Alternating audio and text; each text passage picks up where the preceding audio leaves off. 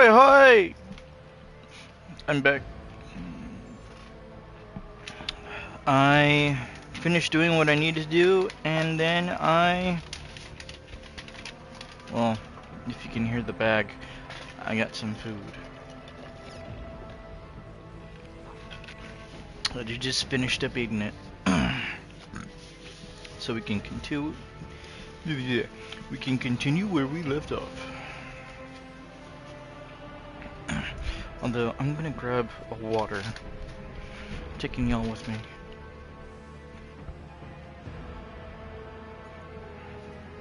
Crazy cat.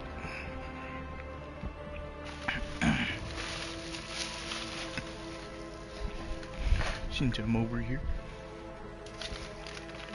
And there we go. Wanting to lay outside when it's so fucking hot outside.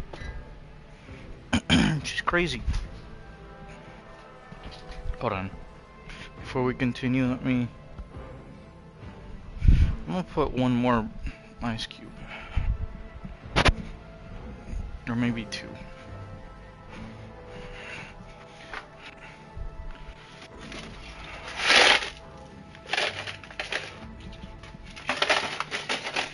I'm gonna put about 2 more ice cubes in water. It's like, I don't know, 80, maybe 90 degrees outside, and she wants to be outside.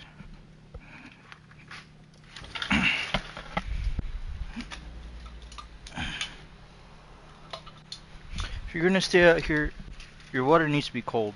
So there you go.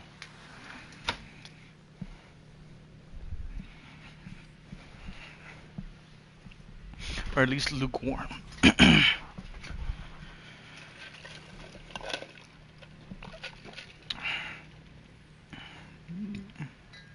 I'm fine if she wants to be outside, but she needs cold water. Alright. Let's see. Hold on. Actually, let me see what's the temperature outside. Cause let's see, the cat's over here sunbathing. 87 degrees, but it feels like 89.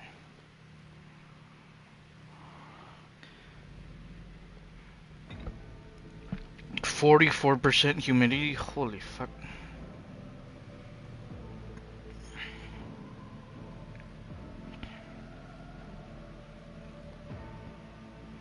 UV's always fucking high. Low winds at 11 miles per hour. Okay. That's fine. I can put that there. Alright, let's continue. Victory awaits! That's not what I... Rawr.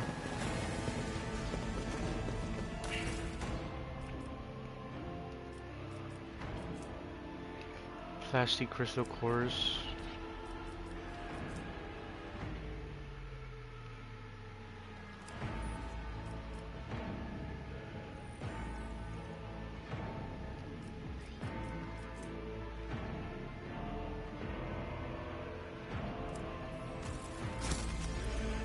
I'm gonna just grab everything. Fuck it. Fuck it. Alright. What's this? Operator's gloves. Ooh, the wear. Okay, Adeptus Astartes equipment must not have features. Okay. Expand. Positive modifier. I know what a bonus is.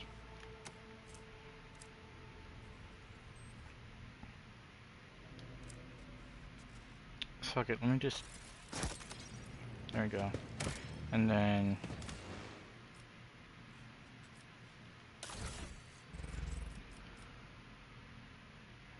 And...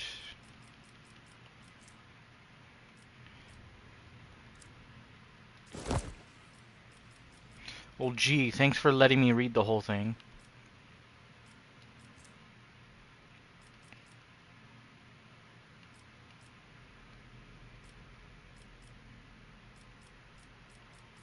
Oh, Is that literally all it is? Damn you. Where gains a +3 bonus to tech use.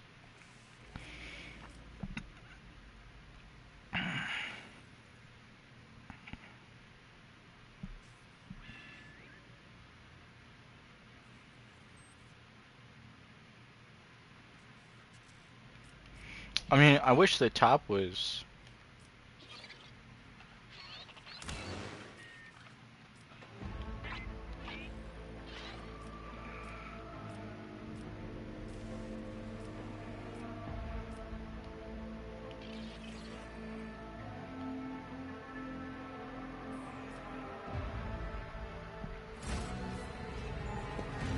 It's about time.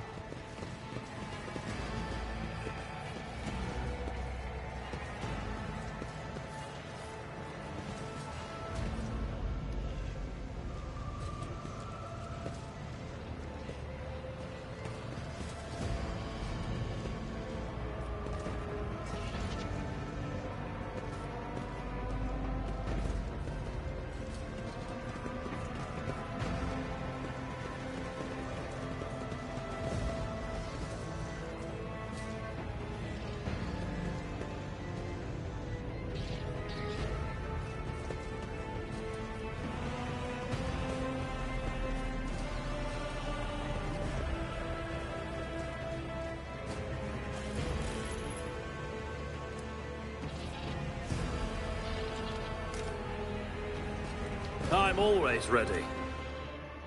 Doubt is for the weak. Follow my lead. We must act.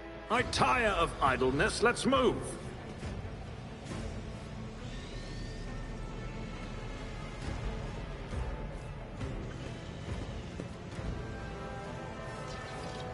Done.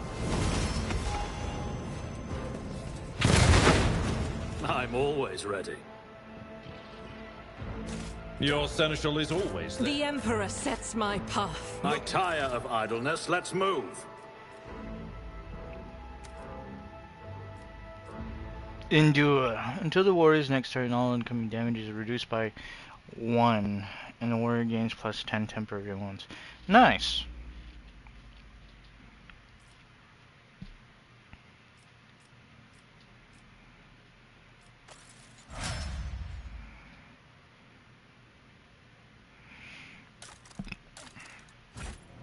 I'm always ready. I'm at your service.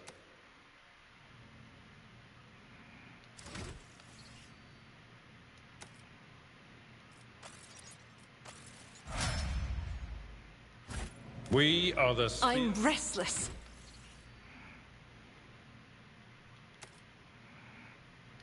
Revel and Slaughter. The soldier immediately removes the winded effect till the end of combat. The soldier gains the following bonuses: +10 ballistic skill, +15 critical damage, +5 critical hit chance. This ability becomes available after soldier kills 3 enemies. Kill counter is not reset between rounds. Okay, that's nice. Soldier immediately removes the winded effect until the end of combat. Soldier gains... Oh, okay, that's just the same thing that it says. Okay. That's nice.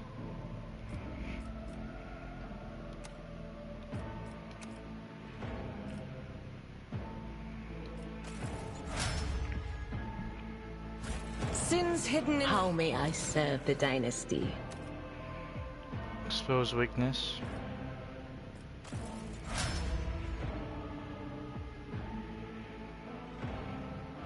Nice. I figured you'd have a lot of willpower.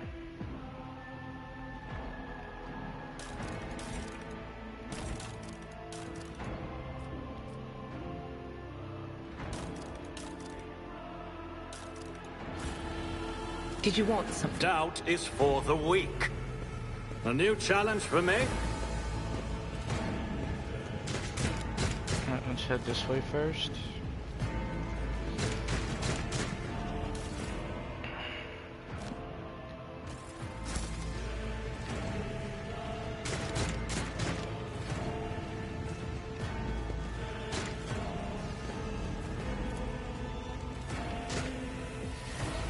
I did fine.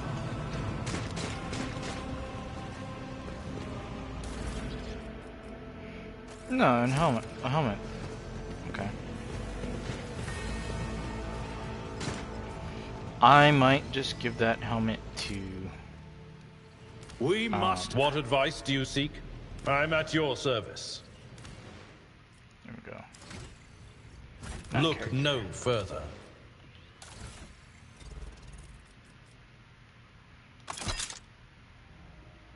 Yeah, I'm gonna give that to him. 'Cause fuck it. Also, I want your chainsword. 'Cause it's cool.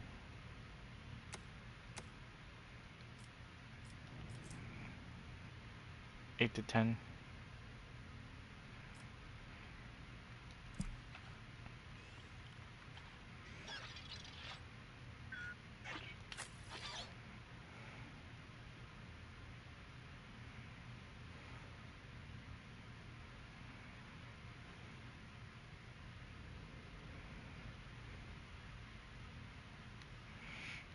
I fucking if I can finally grow out some fucking mutton chops, I would love to have just a facial hair like that. But it's so hard.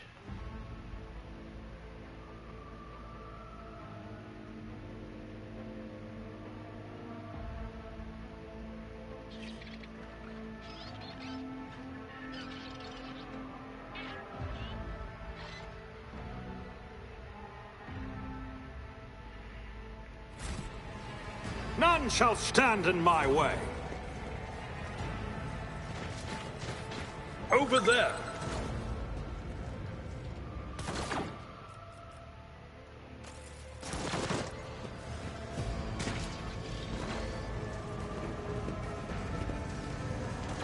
Oh, that's not what I wanted. advice do you I'm always ready.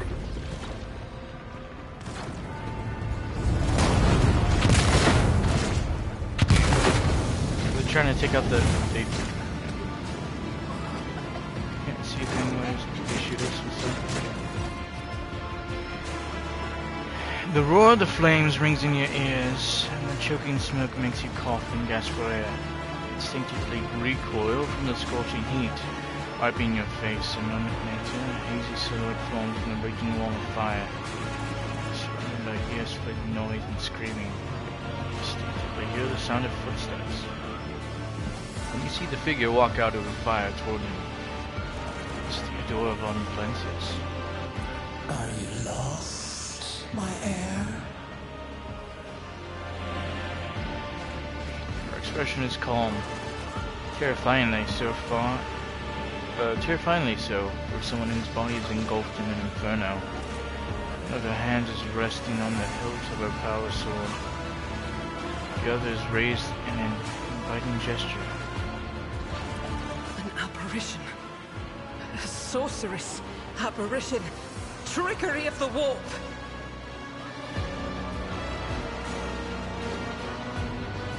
Sister, you will lower your weapon.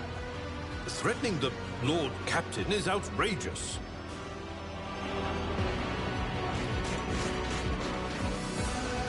How'd you get here? I am a rogue trader. I am wherever my will demands me to be. Would you prefer to be elsewhere at this time? Indubitably. But are you ready?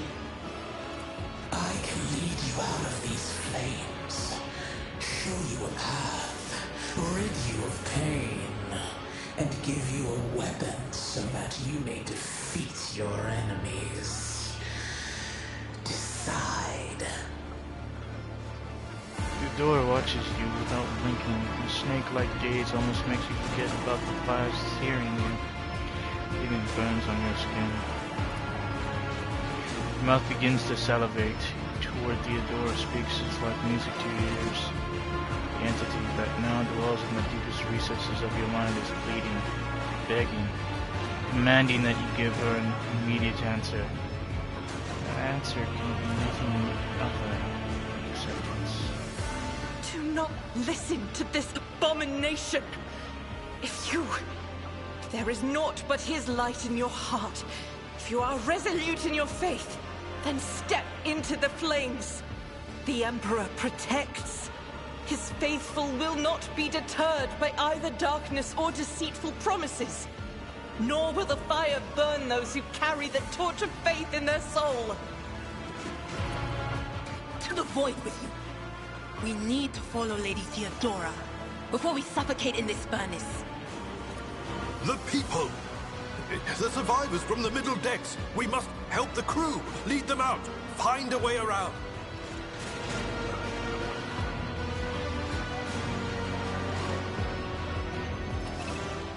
Then we'll miss our chance to meet up with Edel.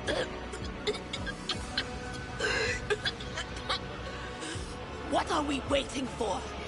Sometimes your character will have to make tough decisions based on their values, interests, and goals. Such decisions affect their convictions and develop in three directions: dogmatic, iconoclast, and heretical, which includes 5 ranks. The higher the rank, the more zealously the character follows their convictions, and the more noticeably the world around them reacts to their actions and decisions. Promotion through the ranks of each of the 3 directions opens up access to new dialogue lines, events, unique abilities, and also changes the attitude of others towards your character. Also, some items can only be equipped by characters with certain convictions. When one of the conviction branches reaches rank 3, votary, becomes the character's main focus. That happens, the other 2 conviction branches cannot be raised above rank 2, adherence. Your character's allies have convictions of their own as well.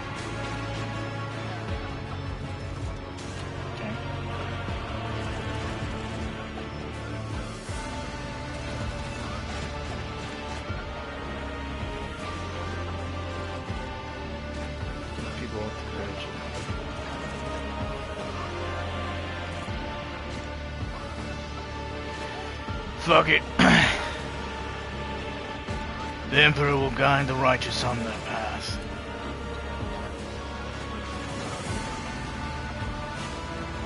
Thousands of needles pierce your consciousness, but are powerless to stop you. Take a step forward, the illusion breaks. A wave of excruciating pain crashes over you, and Theodora's voice fades into the firestorm. Hear the voices of your companions calling you from behind. Inescapable blaze.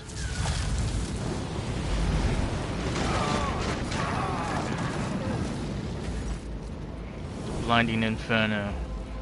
The harrowing pyre. The all-consuming storm releases you as you step out, barely able to stay on your feet. Blood is pounding in your ears, drowning out the world around you. Her eyes, caked in soot and burnt eyelashes, refuse to open. Free from the flames, you take 2 more steps before collapsing to your knees. A rush of blood in your temples and the horrible pain all over your scorched body cloud your mind, before suddenly retreating, driven away by some mighty will. Your strength spreads throughout your veins, and despite the wounds, your body is once more ready for trials and struggle. You open your eyes and see a glow with warm light before you. The Aquila, sacred symbol of the Imperium. Next moment you are struck with another realization. The pulse of presence. The one that has plagued your mind since Voidveer wounded you. It's gone. Fire seems to have burned the entity away without a trace. Master, can you hear me? Oh. You're alive. Which is more than I was expecting after what you just did. Familiar voice cuts in, pounding, Seneschal Arbelard, Borsarian, who's leaning over you, peering into your face with a look of worry. You see your gaze and breathes a sigh of relief. Praise the Emperor! We passed through the flames! How can this be anything but a portent? For so it is said, that the Emperor will bless the worthiest and most steadfast in their faith. Behind Argenta, you see Idra at last, doubled over in a fit of nausea. The rest of the people who were following you have withered away in the fire that continues to rage mere 2 steps away from you. Did you see that? The Aquila! was glowing. You're delirious. Whatever it is you think you are seeing. Seems perturbed by your words. Cast another surreptitious glance at the Aquila you just pointed at. What happened to Lady Theodora? Did she follow us? There was no Theodora, witch.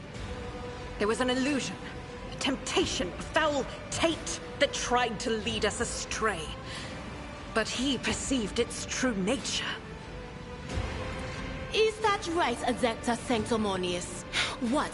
We'll just pretend like we didn't see the Lord's Captain standing there in the fire? Abela, you tell her.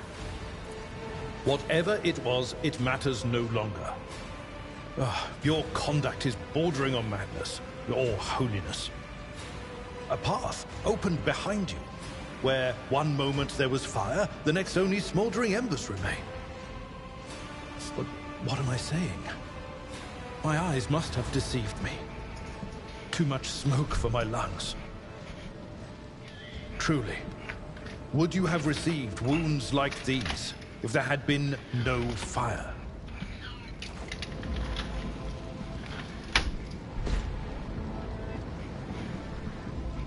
There we go. The wounds are merely a sign of a trial laudably passed. It is something to be proud of, the same as decorations or badges of honor.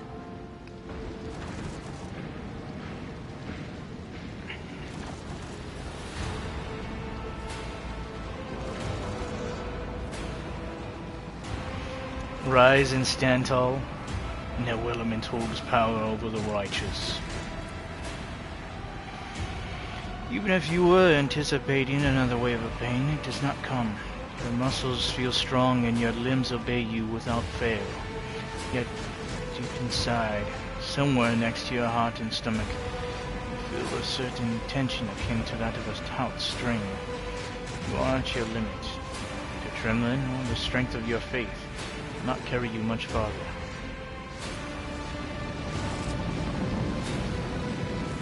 Did my eyes deceive me? I could swear that I just witnessed you step out of a pillar of fire with the rest following in your wake.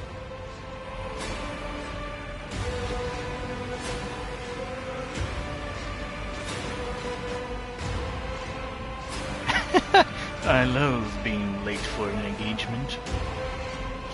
It was the only way. We are here in response to your Vox call. Now, I think I like this one. I hurried here to join forces with you and the others. It's time to push the heretics back. Indeed it is. Your wounds. Endothrad makes the sign of the Aquila and gives you another look. This time one of concern.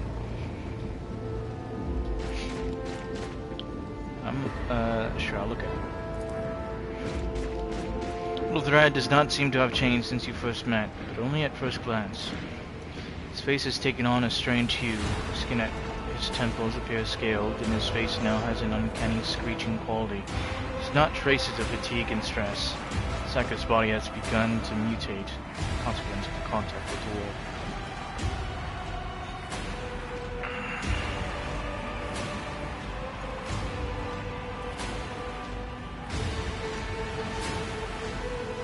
Not in the best shape yourself, Endothrad. Noticed the signs of my blessing, have you? Yes. The warp is taking its toll. But I'm still sane and able to hold my weapon. I'll fight for the Fun Phalanxius bloodline to the end. And if the price is the eternal curse of mutation, so be it. My faith will keep me upright with the weapon in my hand. That's all that matters. Pray, forgive my insistence. I shall not be the one to doubt the faith of he who has passed the trial by fire. I have gathered everyone who answered the Vox call and was able to hold a weapon. Yet I do not see the Lord Captain or her arch-militant in our midst.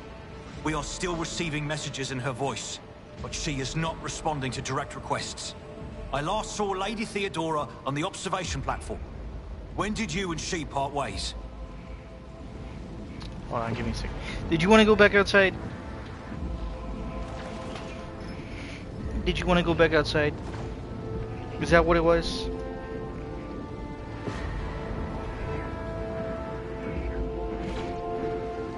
Or did you just want attention?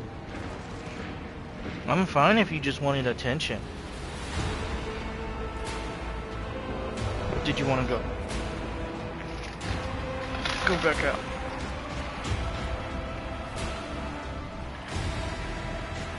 No? Okay. That's fine.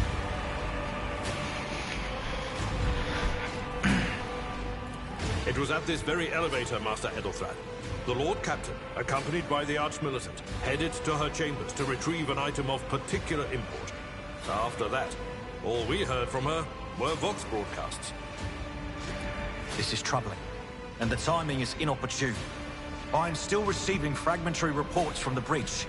Kunrad Voigtveer was spotted there, and even what scant intelligence on his activities I have reminds me of descriptions of sorcerous rituals.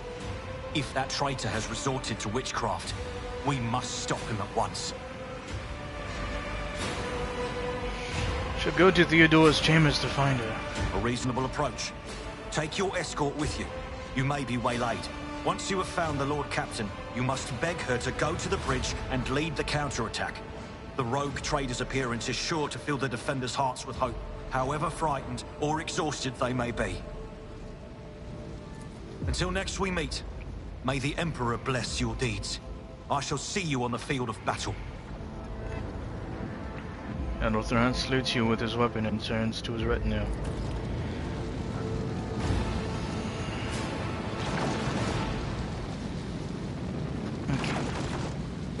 I won't tolerate weakness. He went this way.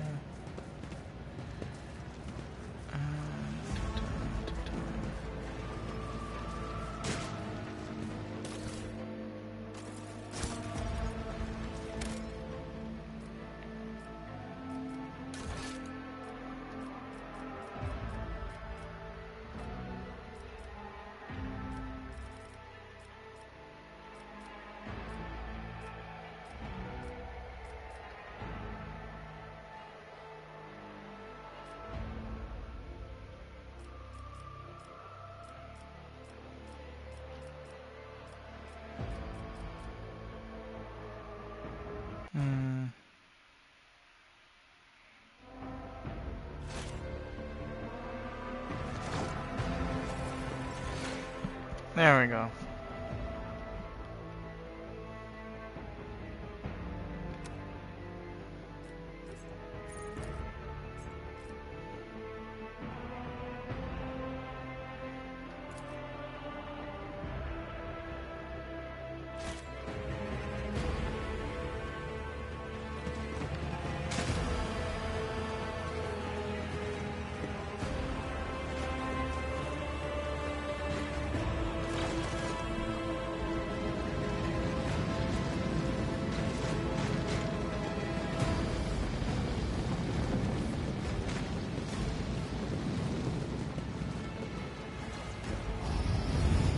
Halt! I noticed something.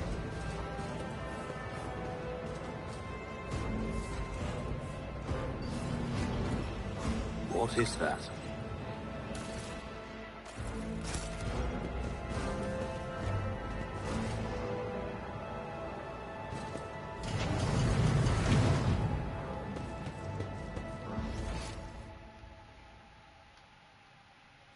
It's about time!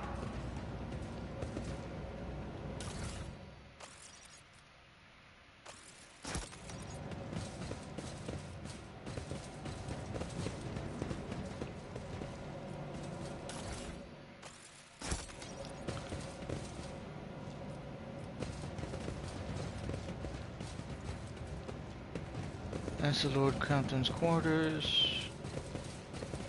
And we can't go any further. Okay.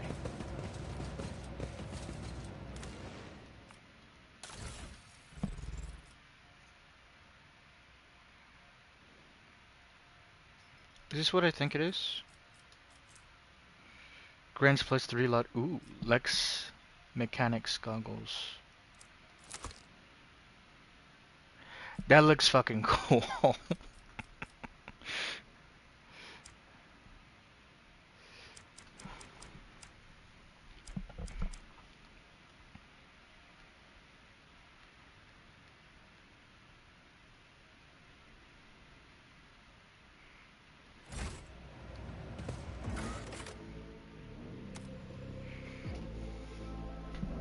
Okay. There we go. Here's a toy.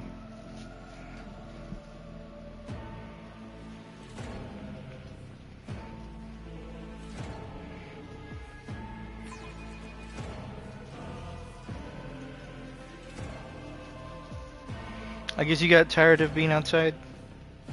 Is that what it was? Was it too warm?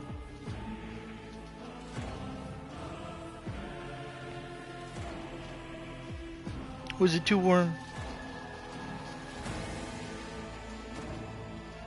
She's over here laying down by my feet.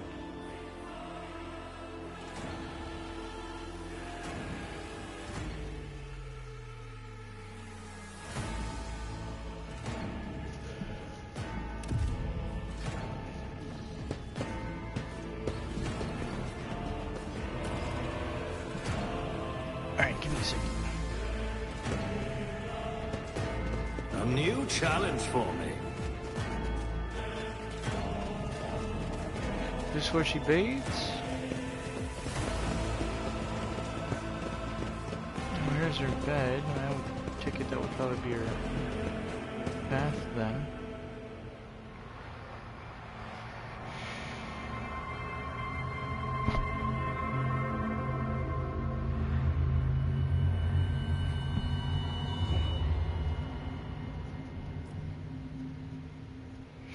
So she's dead.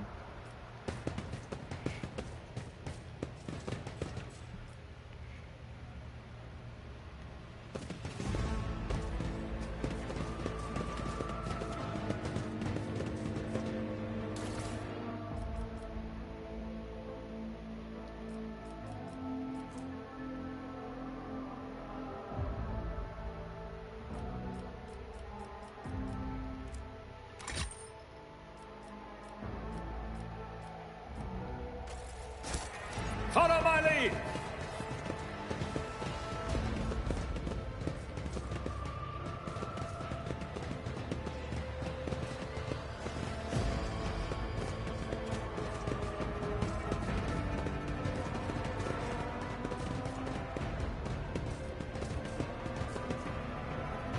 Woof.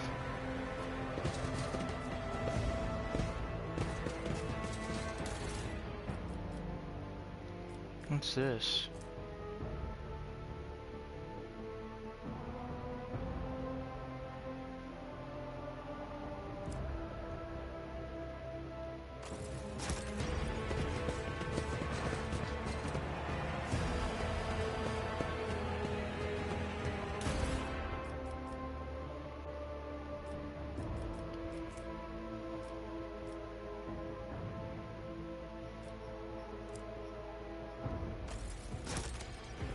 I'll lay claim to the stars.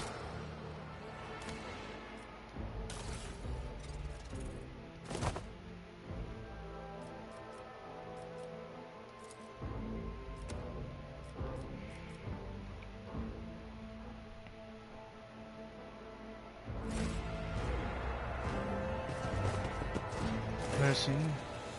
Theodora von Valencius's body is sprawled on the large, blood-drenched desk. The Archmilitan's corpse, still clutching the weapon, slumbered against one of the bulkheads.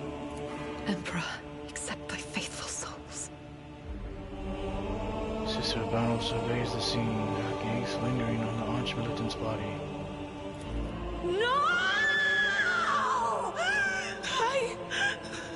Lord Captain, I didn't hear a thing. Not a whisper, not a breath. It was so loud. Why didn't I foresee this? No. Lord Captain. Who would even dare? Unless... That rat, Voidsphere.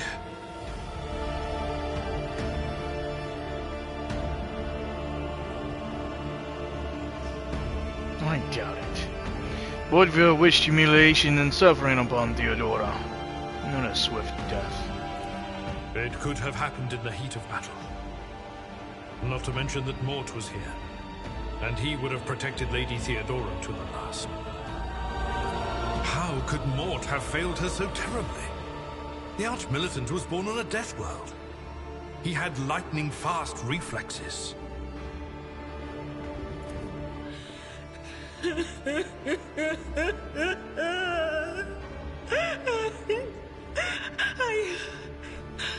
I can look at things in my own way. If you find something that might bear the imprint of the killer, just give it to me, and I'll try to see what secrets it holds.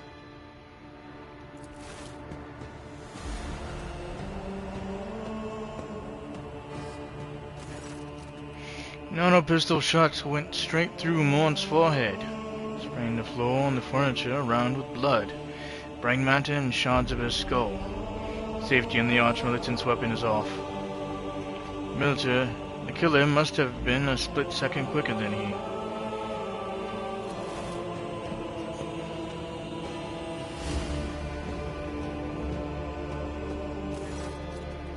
You lean closer to the body. The cause of death is apparent. What ended the Rogue Trader's life was an auto pistol shot. An extraordinarily accurate one at that.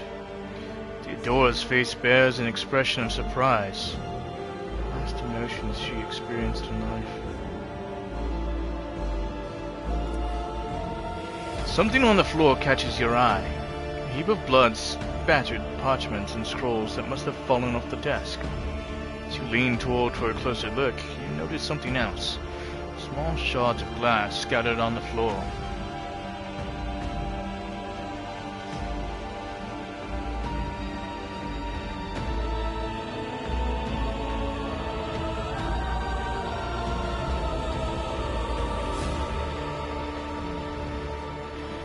Idra, when you try touching Theodora, you might be able to see the killer through her eyes. It doesn't work like that. I can try to read the memories of objects, but dead bodies are a different story. Something like that would require her soul. And after what we saw on the officer's deck, I won't risk searching for it in a warp. Fine. It's difficult to say what exactly was broken. The object fell on the floor, and that is as much as you can know certain. Upon closer examination, the shards appear iridescent rather than completely transparent, as if they had been submerged in promethium. I see streaks of color, luminescence, blue lights, faces drawing closer. Lady Theodora and Conrad and what is that? Ah! Something dark, enormous. Oh, this glass. That's for sure. Tainted witchcraft.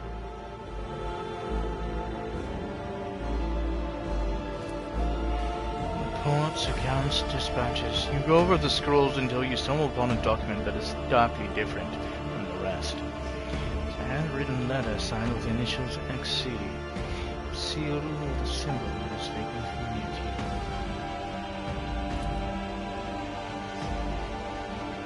you. It sends a shiver down your spine.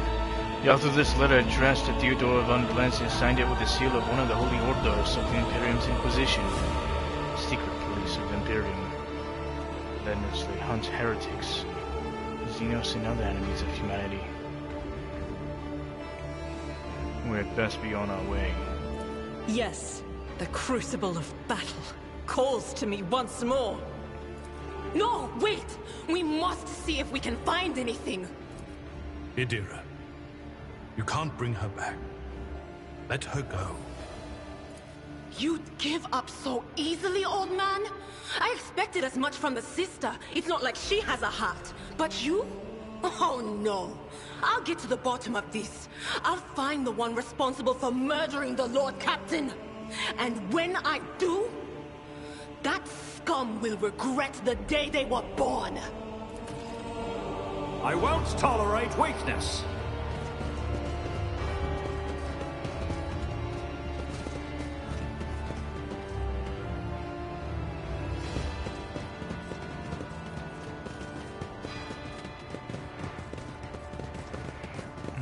Okay.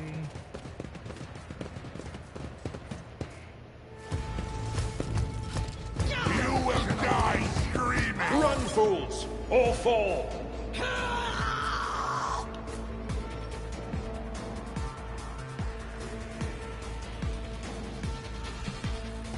Give me one moment.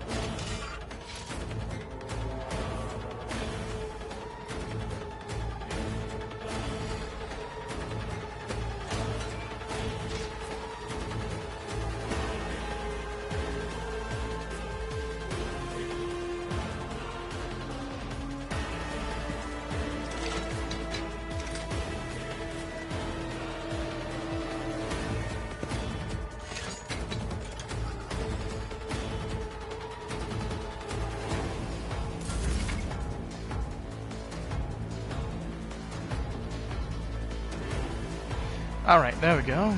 Armor, but light and medium armor. Okay.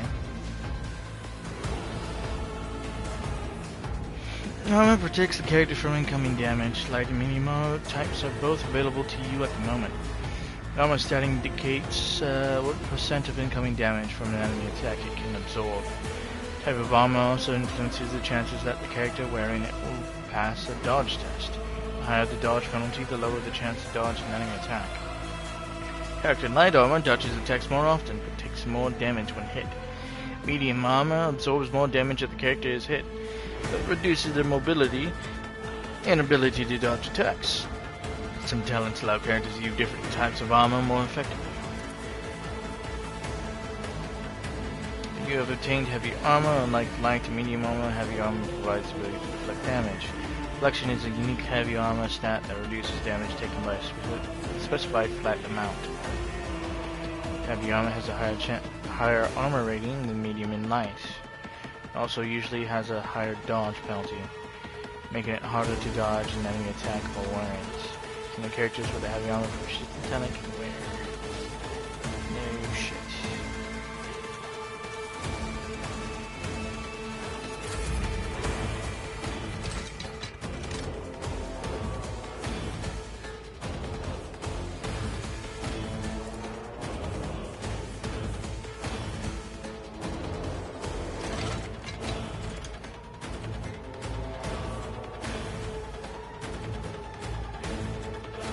Nothing I can't do.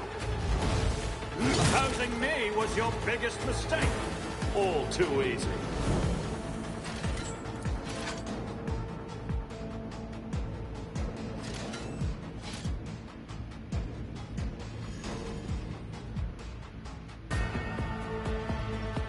Suits my purposes.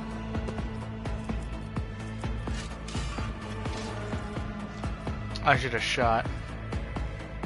That was dumb of me. Encounter enemies with various abilities and features an icon next to an enemy and portraits indicates that they are under the influence of some kind of effect.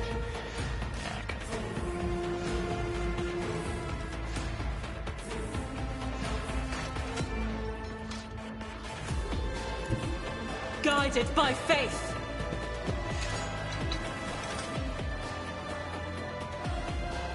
I'll do it.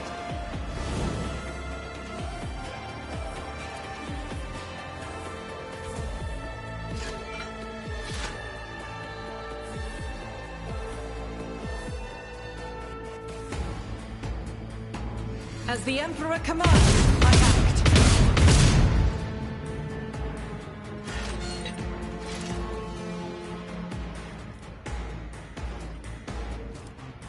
I'll do it.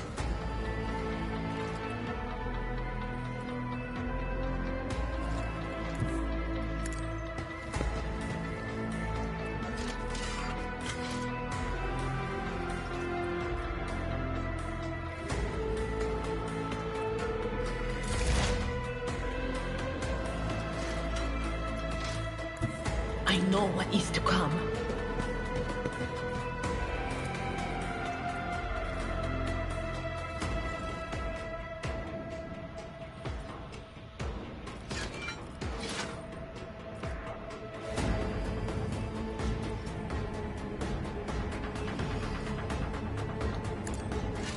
Their patience has failed me.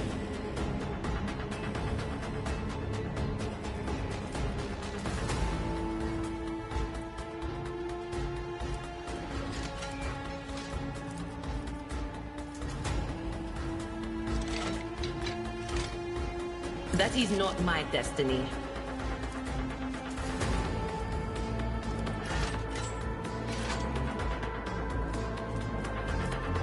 I'm not so sure. Oh, okay. And this. Chaos guides me.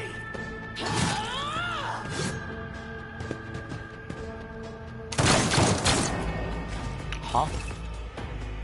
Shot his own teammate.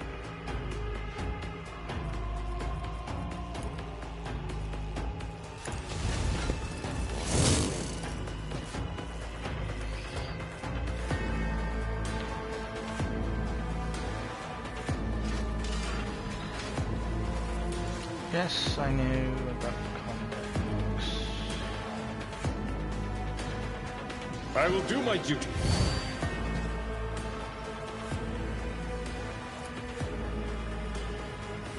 Victory is imminent.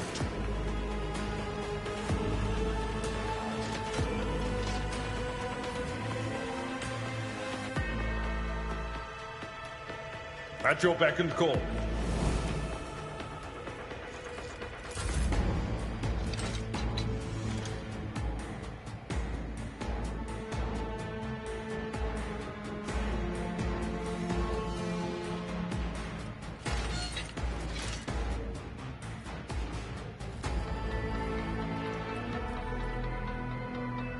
Not a problem for me. You didn't stand a chance.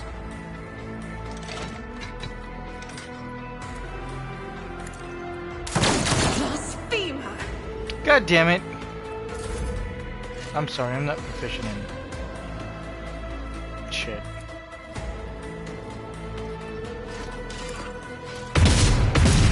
Strike is a prayer.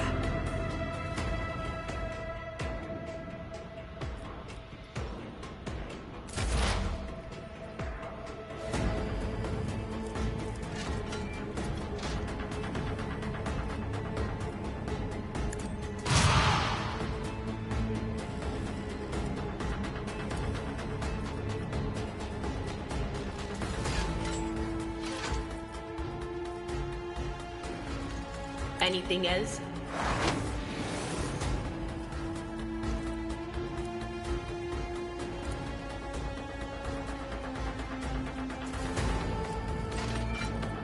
Will do.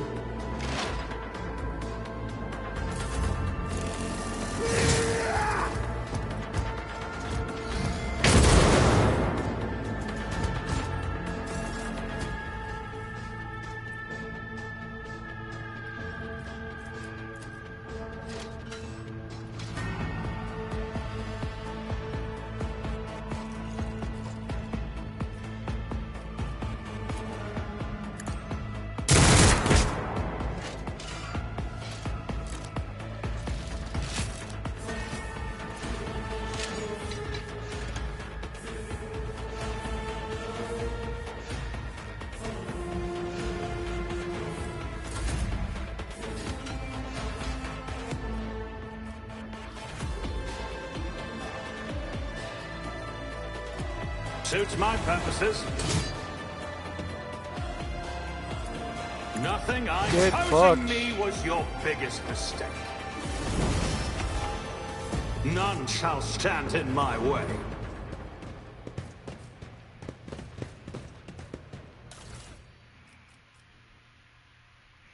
Alright, let's see, what is this? They all have las pistols?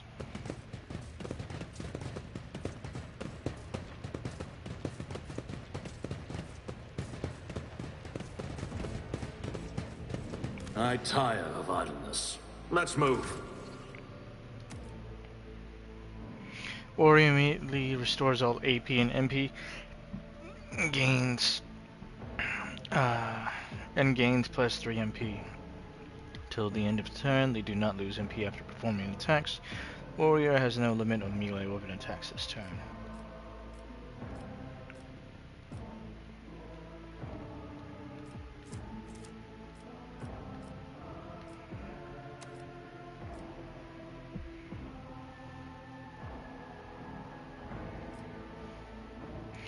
If an enemy attacks the warrior, so the warrior's next melee attack against that enemy deals an additional plus 3 damage.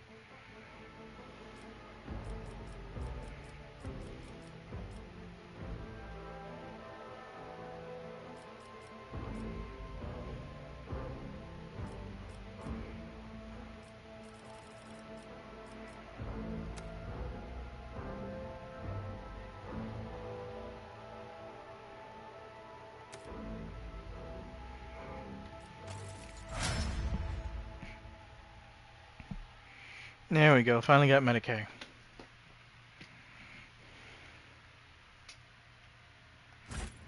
We shall prevail. I am at your service.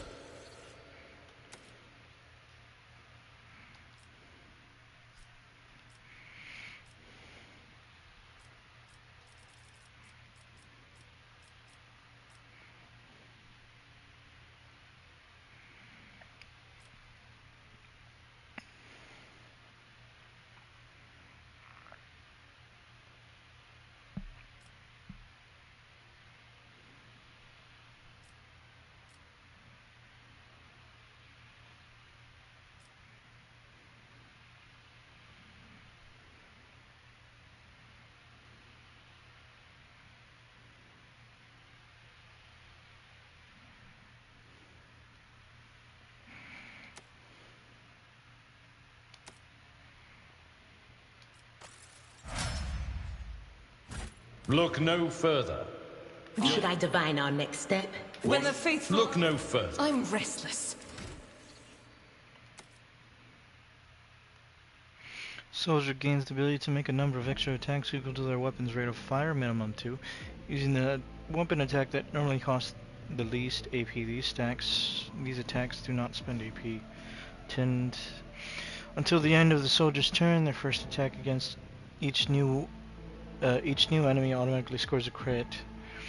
Soldier immediately reloads their current weapon.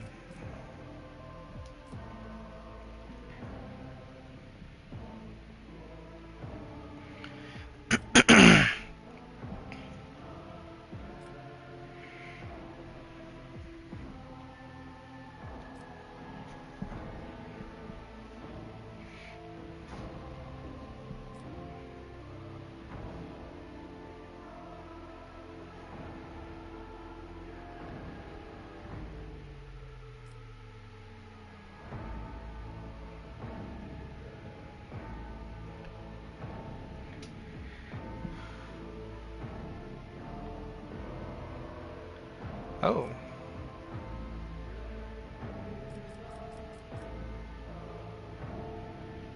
For each adjacent ally, the soldier deals 9% more damage to enemies. So I currently have... Wow.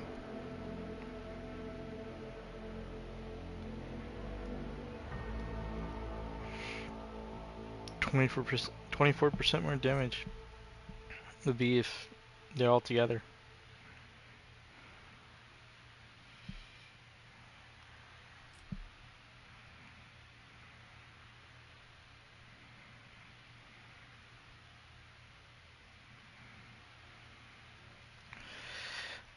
Fired up is really nice. I'm just sort of design and rapid reload. I might do this one.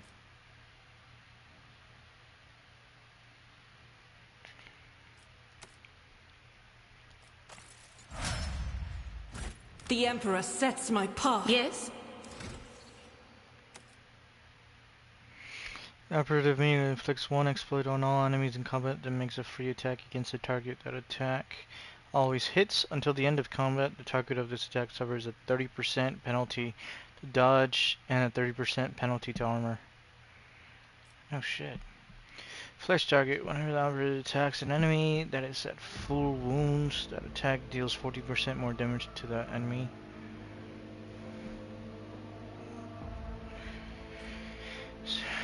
Exposed weakness costs 0 AP. Whenever the operative triggers an exploit on an enemy, the operative gains 1 damage. When it applies to the first strike. Exposed weakness also reduces enemies' toughness and willpower by 9 for 1 round. Oh shit.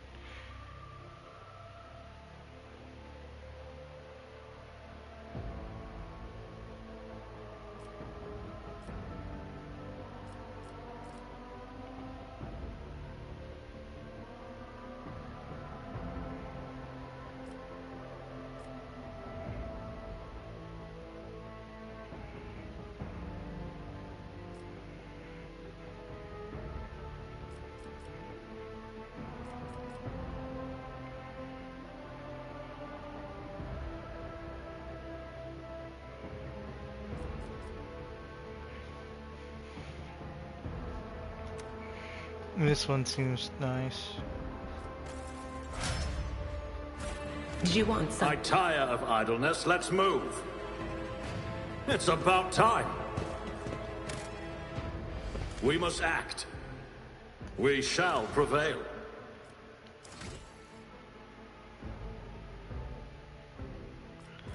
Oh, did I forget to...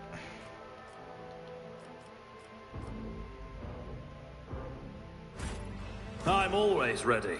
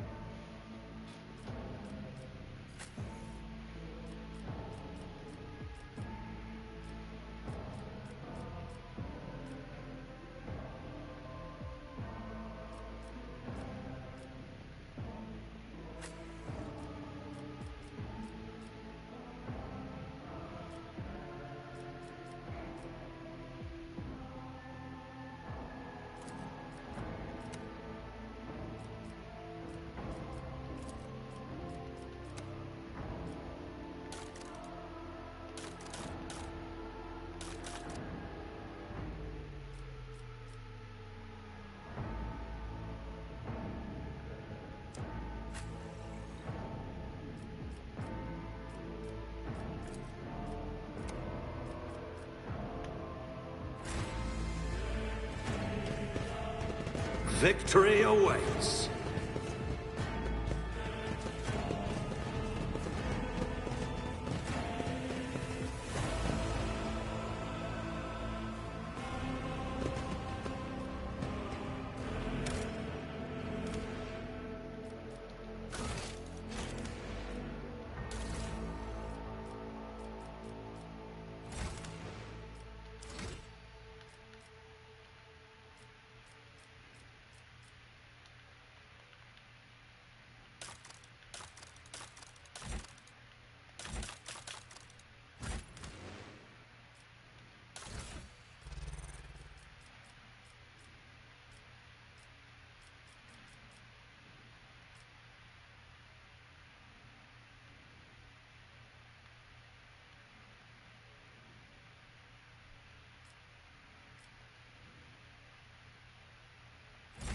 Doubt is We are the spearhead of the Imperium.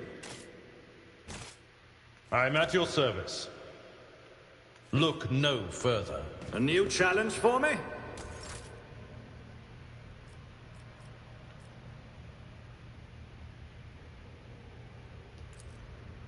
This wound will make a fine scar. Thank you.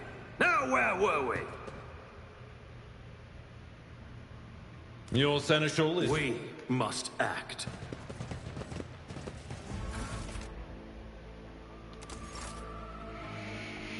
Well, I took too long.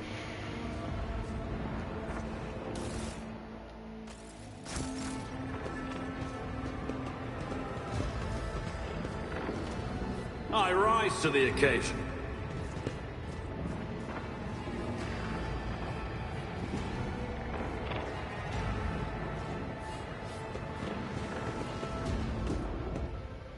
The first sacrifice opens the ark.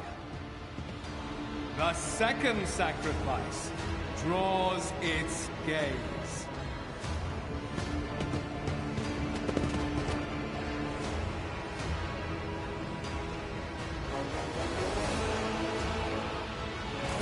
You are here. But where is the Lord Captain?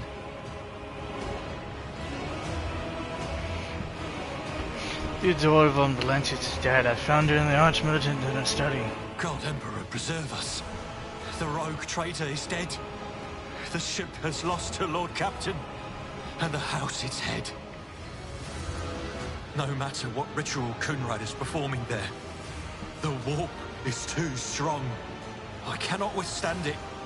I feel my body changing with every second. The warp is ringing in the air. This is the end. We will perish in the warp, along with the Warrant and all the dynasty's heirs. The enemy of humanity has triumphed. I've seen it before. We'd better get away from him. The changes are already accelerating.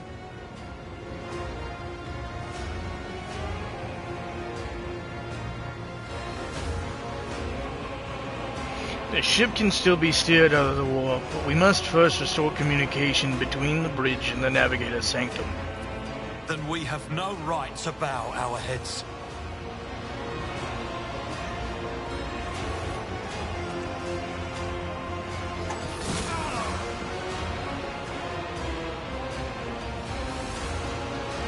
You can see Conrad Voidweaver clearly in the balloon of the bridge. The broken blade he's holding is stained with dark drops that seem to have pearlescent glimmer to them. We are out of time! Velothrad bites his knuckle, desperately thinking. You see a wave ripple across the whites of Velothrad's eyes, begin to turn a sickly yellow.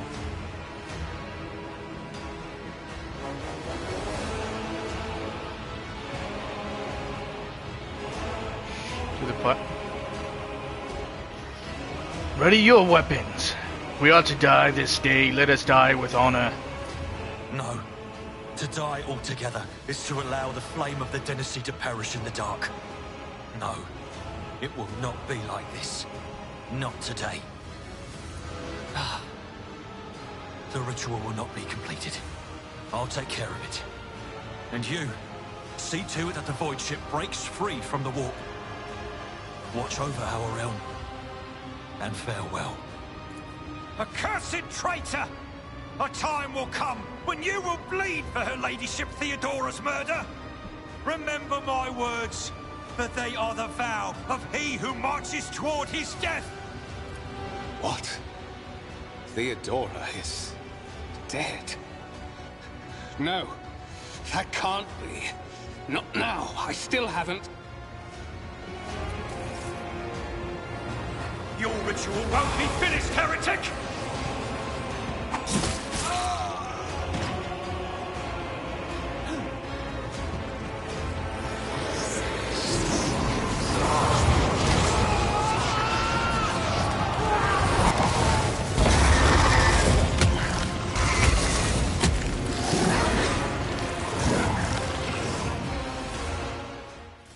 Suffer not the heretic to live! Your Emperor won't save you!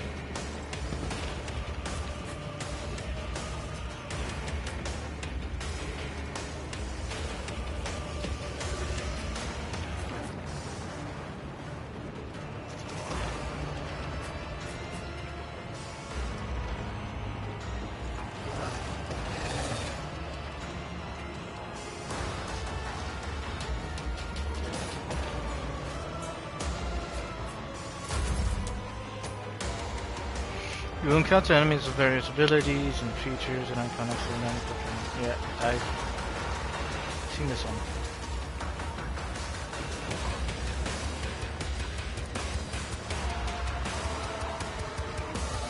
Already done.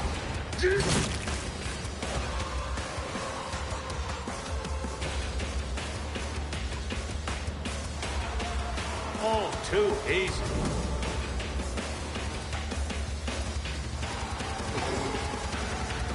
Not a problem for me.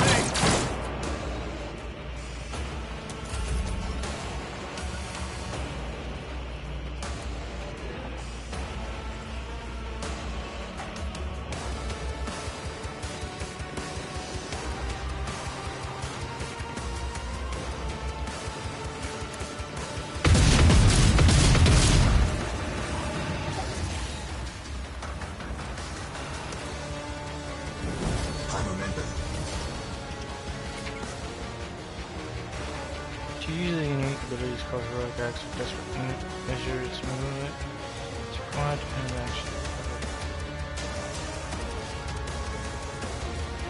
Doubt is for the weak.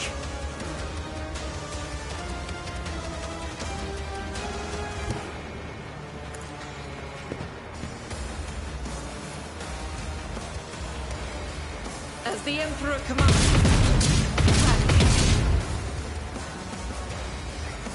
I'll do it.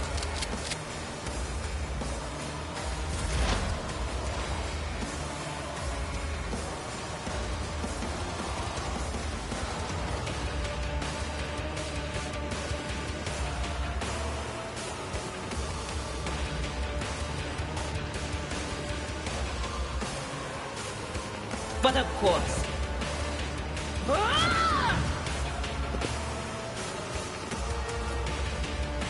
On it.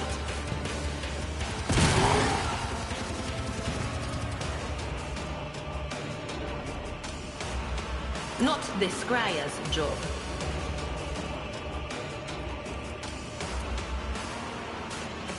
Was it you? Or...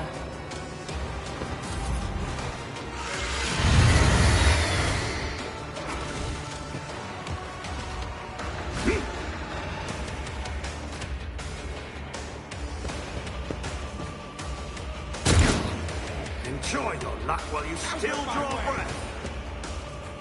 Faith shields me. Chaos guides me. That was insulting.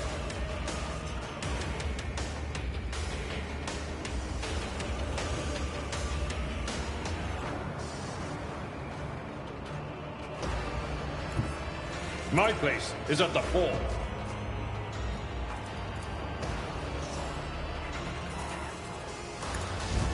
I took care of this one.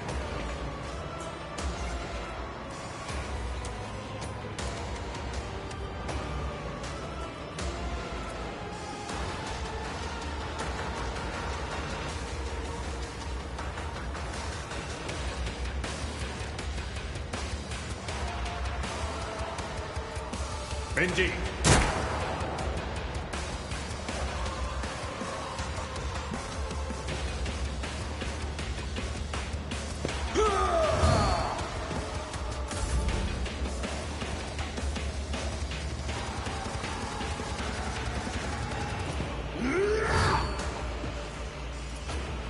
Suits my purposes.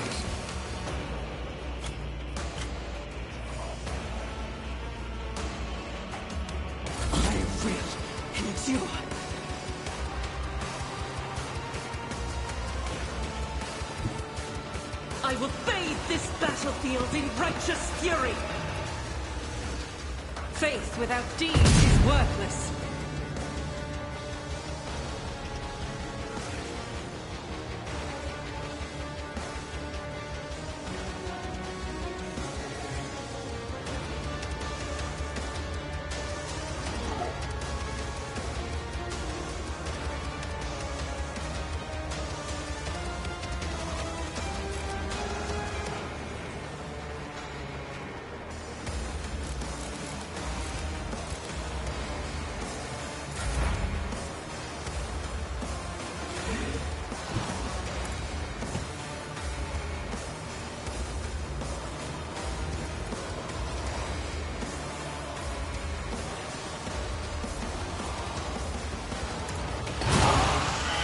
can escape the Emperor's judgment.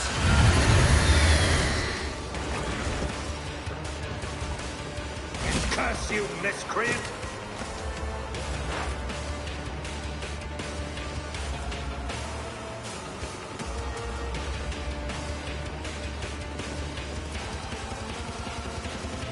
Will do.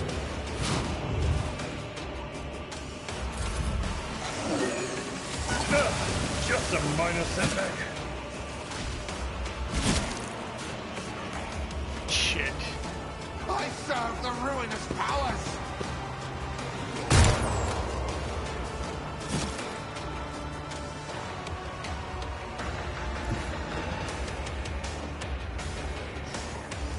Follow my lead.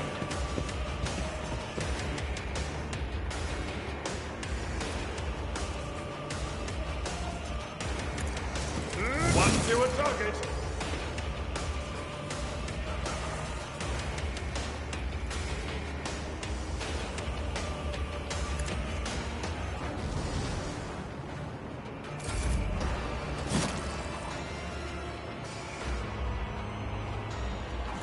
Rejoice in battle!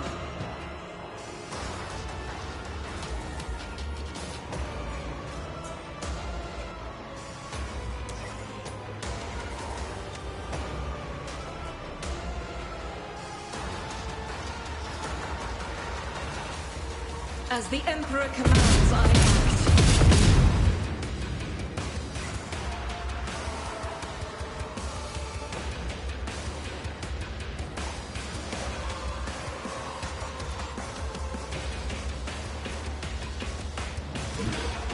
The enemies of the Emperor will be undone!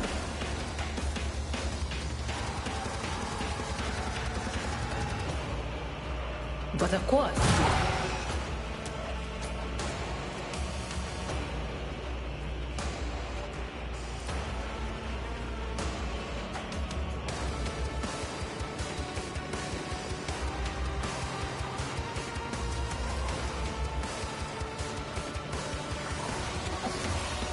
Anything else?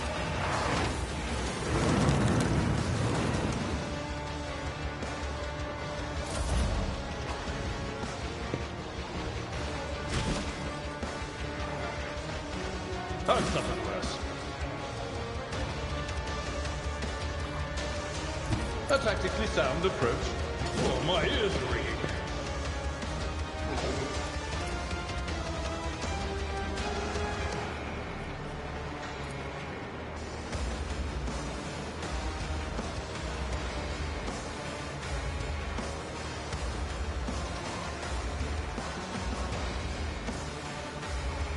It will be done.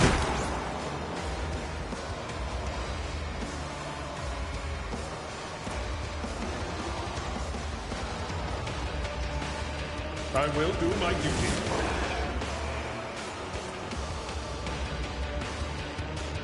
It will be done. Indeed.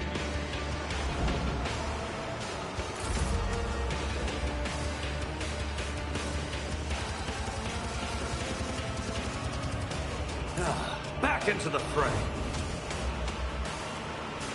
Nothing I can't do.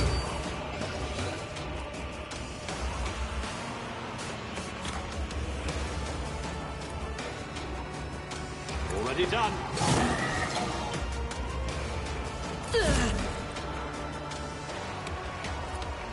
Blessed be the hand of the healer.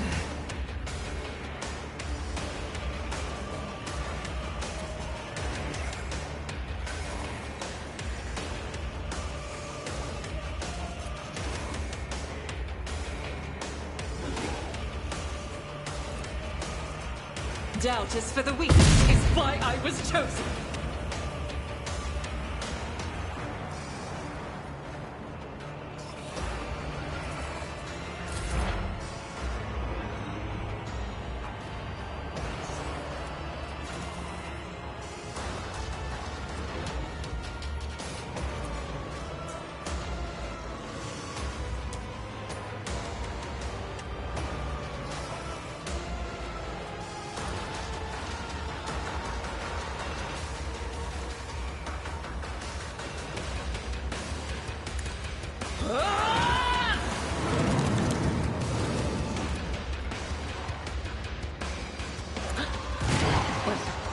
Was that you? Or...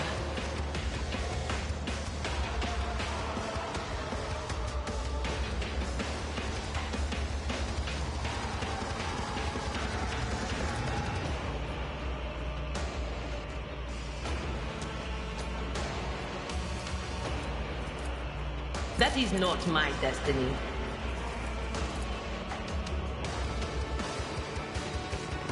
On it! Ah!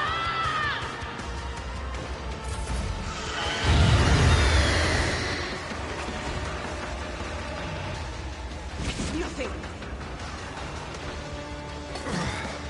Brace yourself, Amalard!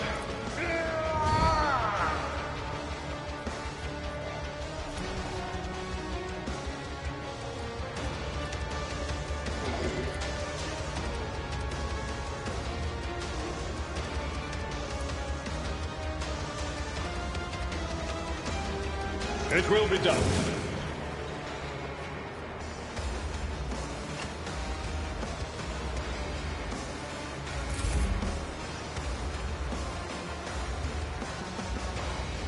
Suits my purposes.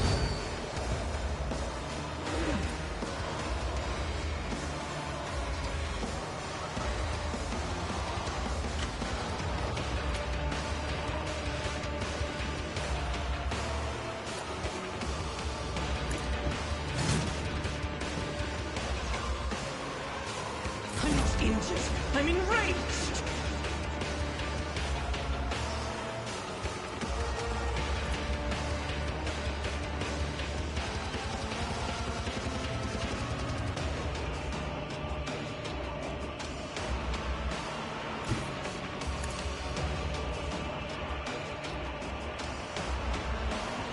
As the Emperor commands, I act.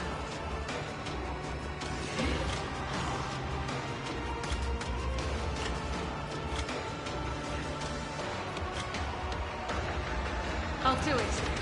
I need your aegis, O Emperor. Be strong.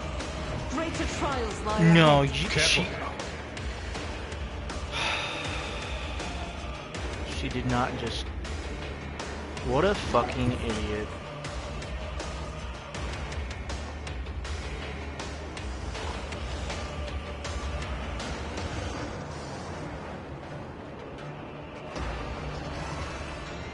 God Emperor, move through me. Be the fire in my heart.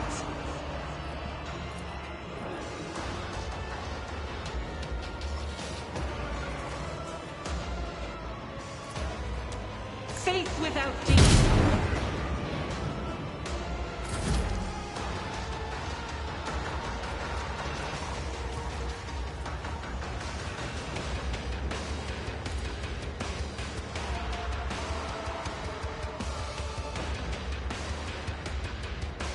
Anything else? But of course. I'm not so sure. Ah!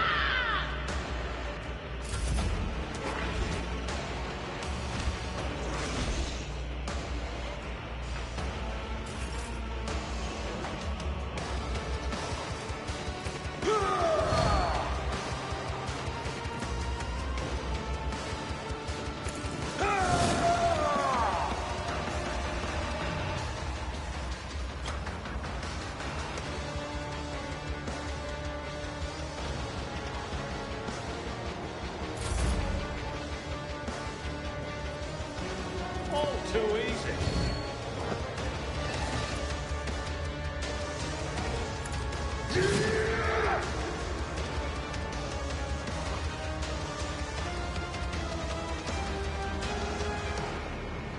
Another one is down? Certain.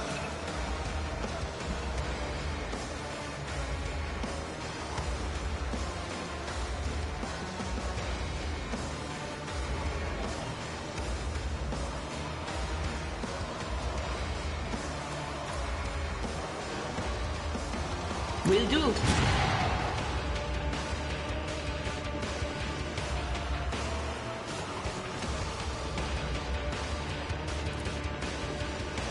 Not this Scryer's draw.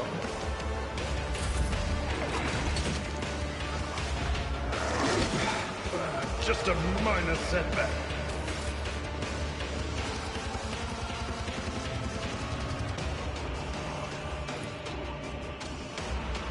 Victory is imminent, reduced to dust.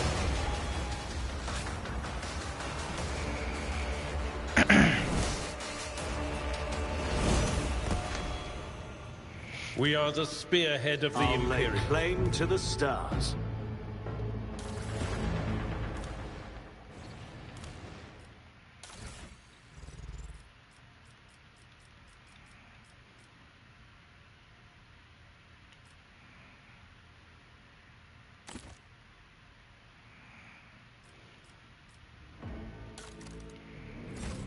What advice do you... Join me in prayer.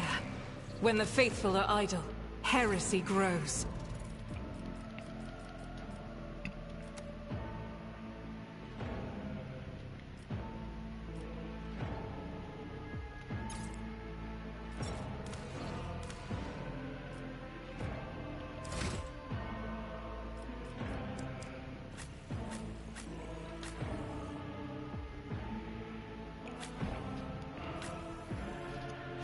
The Emperor sets my path.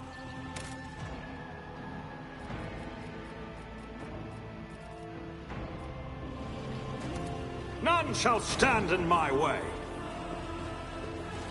I'm restless.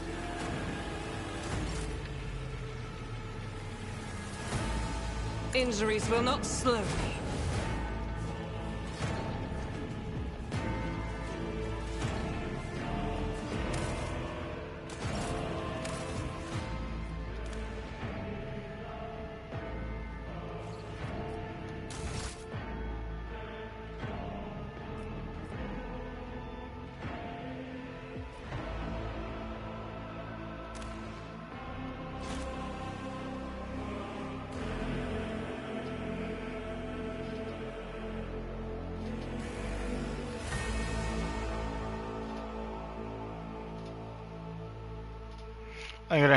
I ain't gonna have something like that happen just because I fucked up. Like, one thing.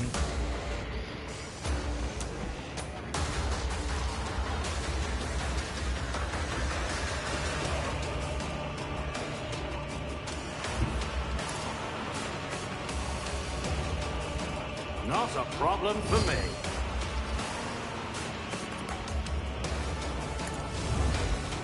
You didn't stand a chance!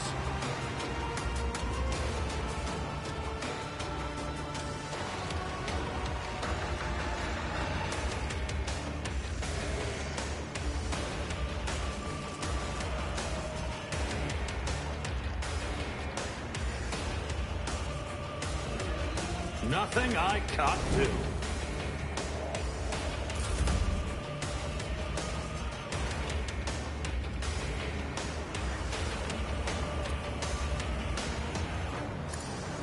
Eradicated. I'm a member.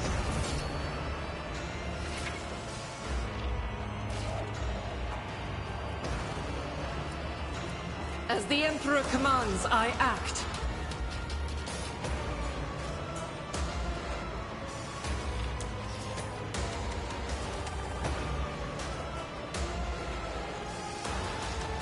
Doubt is for the weak.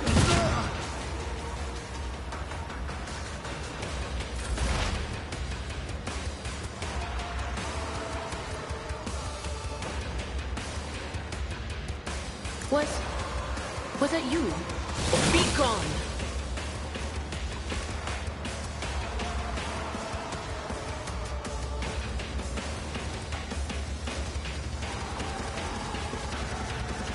On it!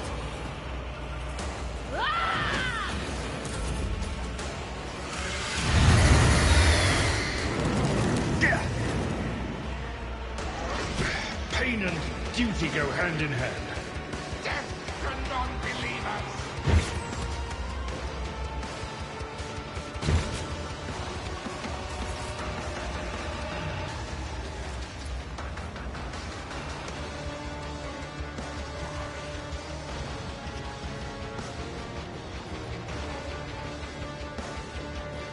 It will be done. I will do my duty.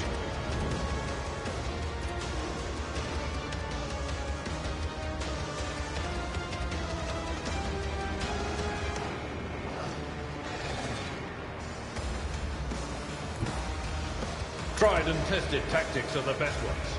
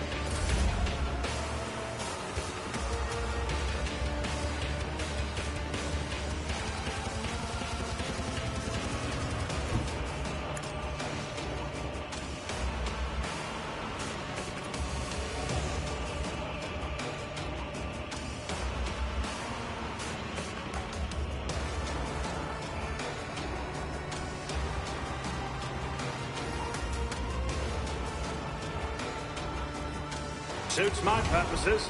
Nothing of value has been lost. Nothing I can't... You didn't stand a chance.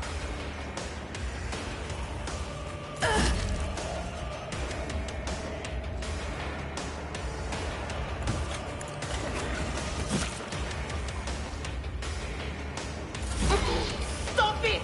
Shit.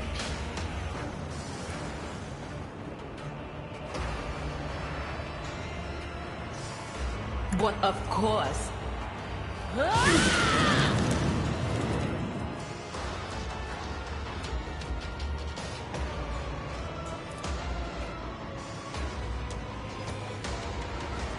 Will do.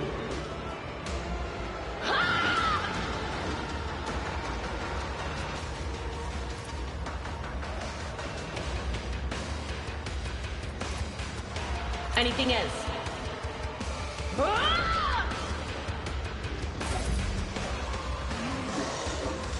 Faith shields me.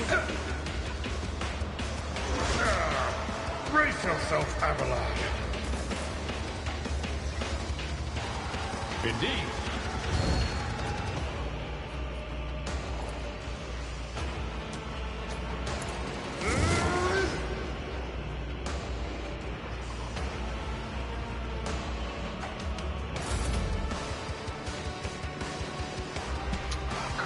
Hold on.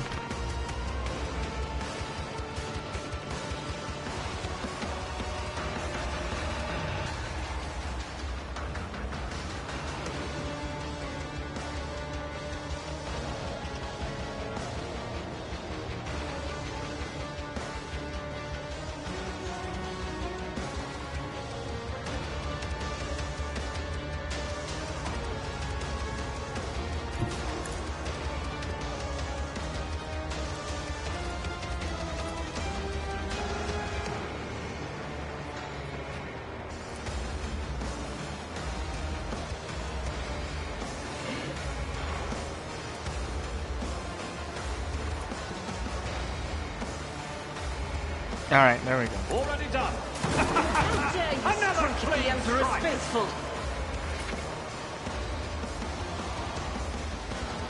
Some shots are able to pierce enemies through and deal damage not only to them but also to the character standing behind them. Armor penetration parameters found on most weapons and effects which damage the target takes as well as determines the chance of over penetration.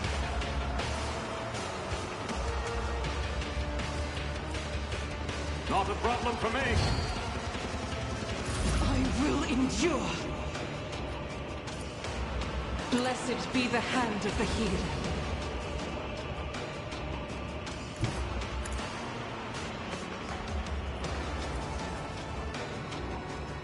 I'll do it.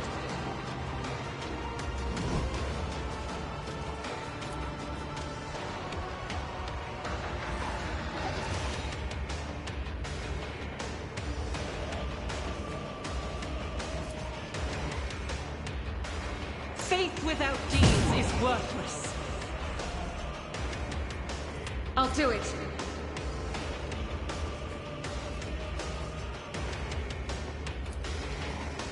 As the Emperor commands, I act.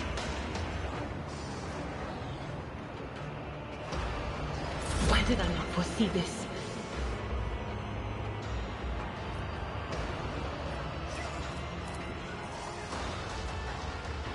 On it.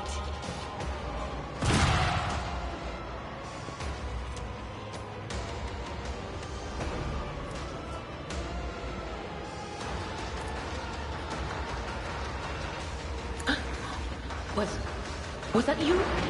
Or...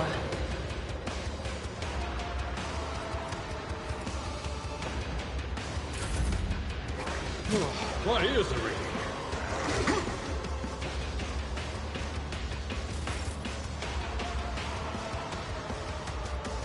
At your beck and call.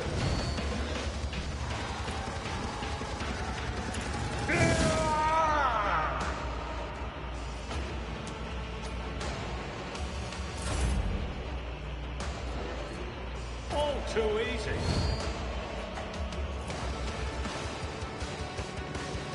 Suits my purposes.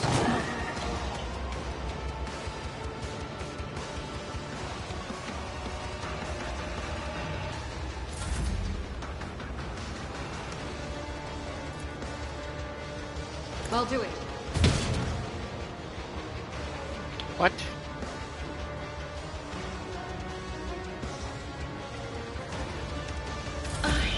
My prescience has failed me.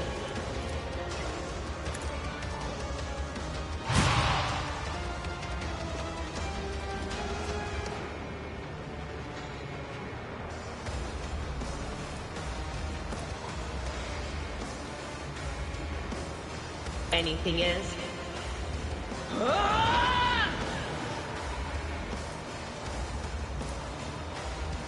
But of course.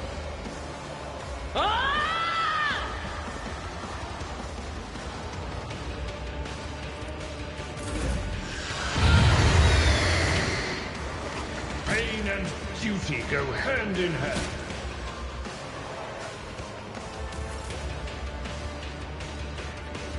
It will be done.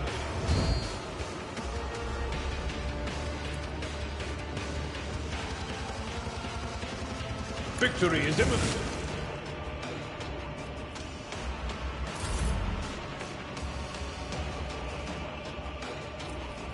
Nothing I can't do. Already done.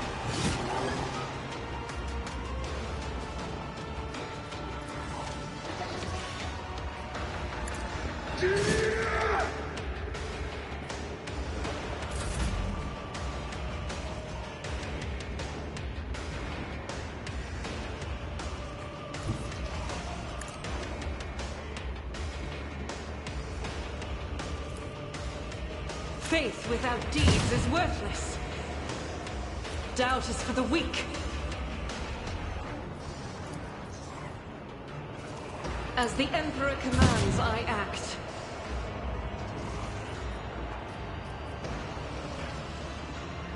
Can I fall back now? Anything else?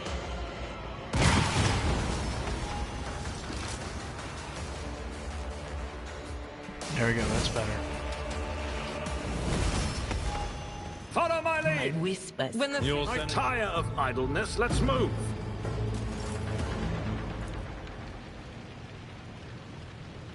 Get a grip of yourself. I owe you one.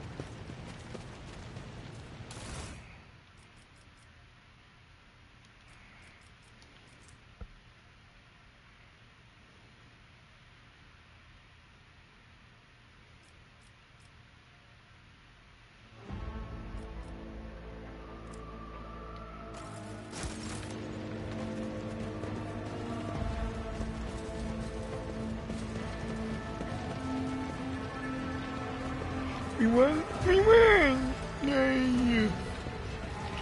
Yay! We won! Oh my goodness. I'm always ready. Oh.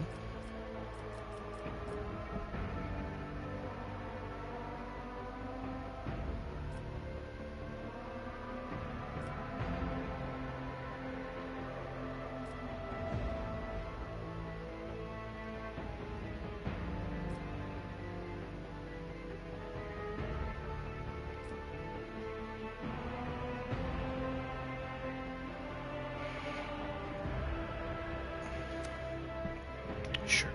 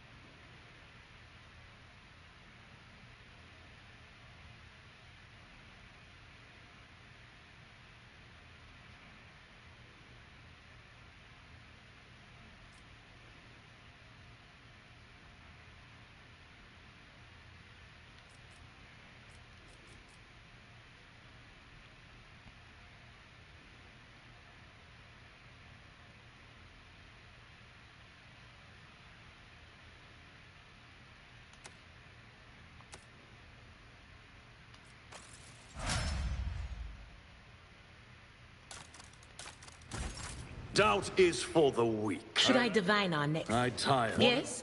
I'm always... Look no further. I already have contempt. Warriors melee text on.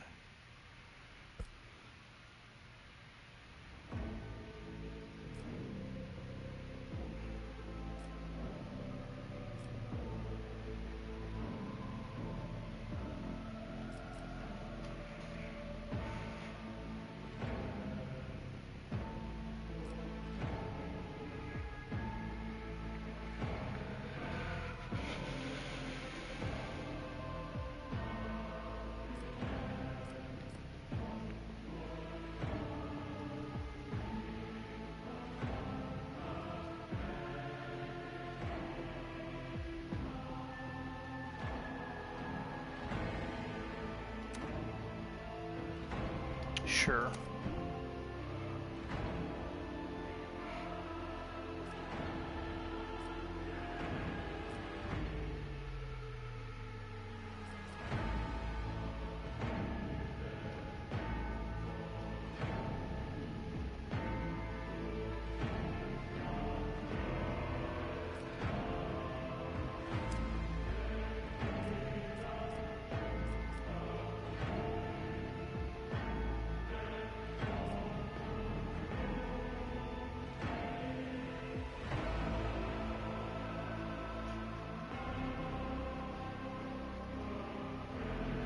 Hold on.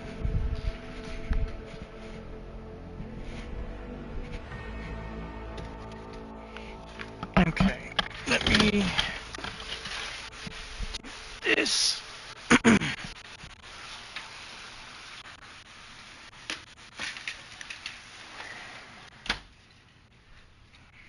Because I heard it was going to start healing probably soon.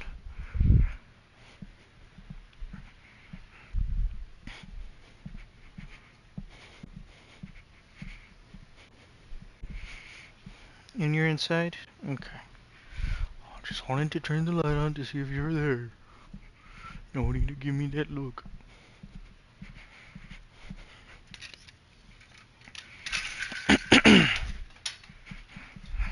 Alright, give me 1 second.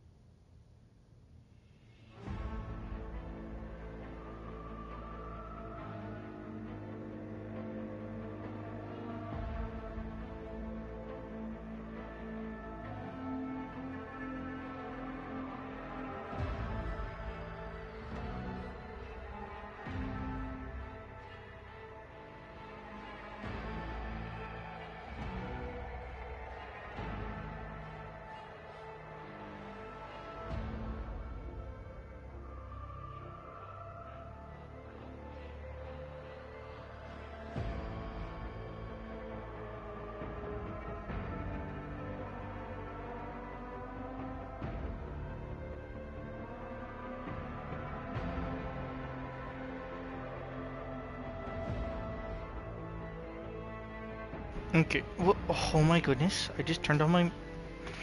What is it? I'm not gonna let you go outside, it's raining. And I know you didn't want to go outside either. You'd be screaming to be let in. And you just wanted attention because I checked on you. Is that it? Okay. Alright, so toughness, he'd have 55. Strength, he's at 45. Well, he's already at 55. Okay. Where's weapon skill?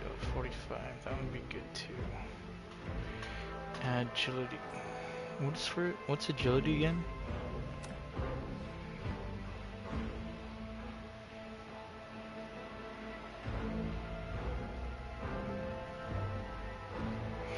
Improves initiative, dodge chance, interaction. If the character uses melee, their dodge reduction is equal to the half of their agility.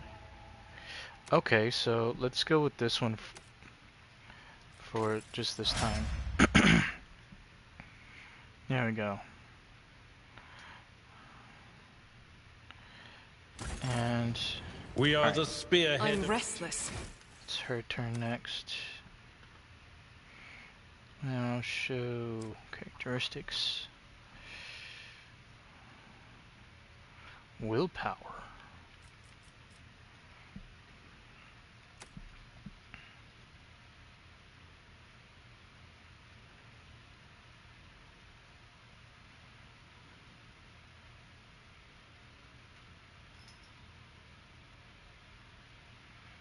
She should have high willpower. What? Especially if she's a sister. I mean, shit. Strength 30. Perception. Perception's good. Ballistic skills 45. Weapon skill. No, she doesn't. Agility. What's the agility? Yeah, it's fine. I'm gonna increase her willpower. Alright, back to this. Exploit surrounded. Fired up whenever so do.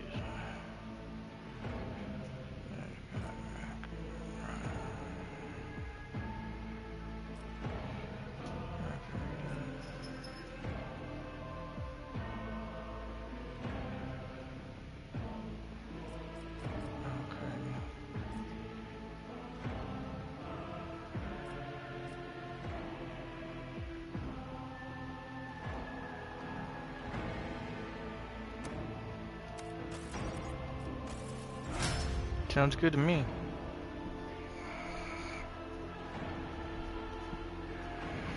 Okay, and now willpower's 40. I mean, shit, dude. When the faithful are idle, how may I serve the dynasty? Willpower is 60, perception is 45. That's good.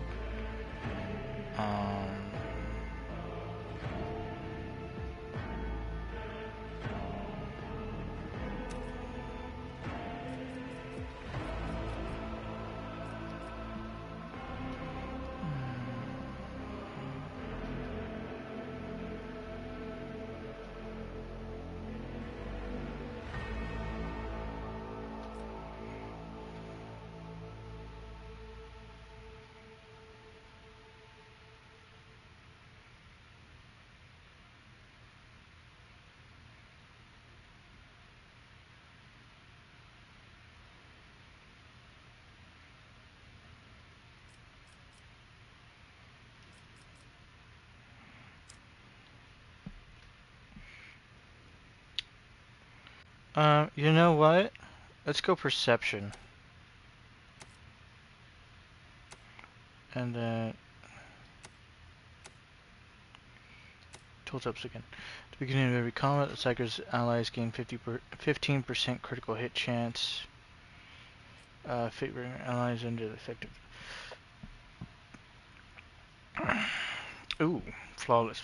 Every 9 successful dodge and or parry by the Psyker and their allies combined grants the Psyker +2 predicted unnatural luck.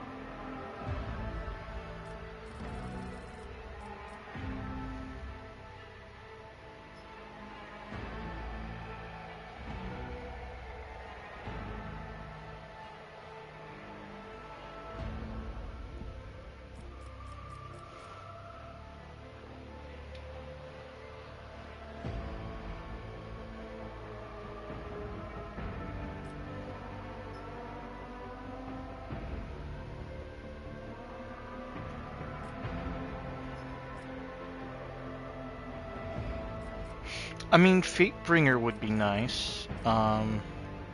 Mental Breach is nice too, is what it sounds like.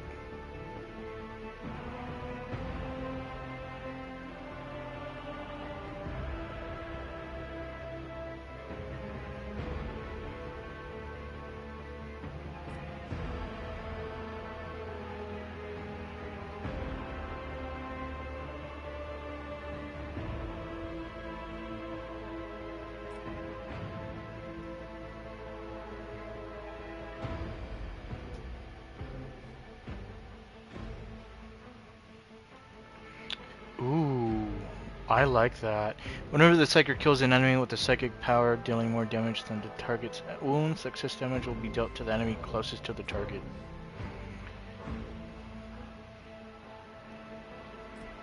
I'm doing this one. Okay, 50 and 60. Did you want something? We must act. Victory awaits. The heir is dead. He sacrificed himself to save the entire dynasty. Old man, he was never going to make... Rivor, Master Helmsman, systems status report. By the Emperor, it's the Seneschal, living and breathing. Oh, well, there's a tricky question. The old place is so overgrown with foul wickedry, we'll be scrubbing it off the vid screens for throne knows how long.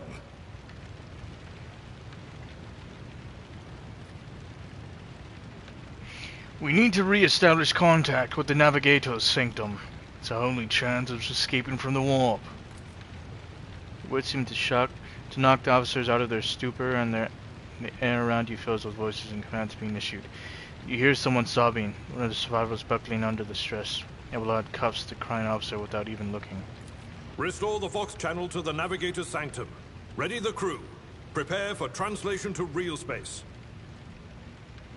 You may call me superstitious, but translation is not a good time to disregard rules. You are the only one who speaks for House von Valancius. You may not be the Lord Captain, but you, more than anyone else, deserve to take her place in the ritual that is about to commence. Directs your attention upward to the throne that sits at the apex of the tall staircase. How did you people survive in here? Must have been Providence. It better have been the Emperor's, not someone else's. When they barged in here, the ones with the Master of Whispers, some officers charged them, but it wasn't even a fight. I grabbed whoever I could and dragged them behind the cogitators. Then, I prayed for our rescue. What must I do? Take the Lord Captain's seat. Order the final preparations. wait for the officers to report. Oh, blast it all to the void! Translation is a craft, not something that can be explained in a tick. Just go up to the throne.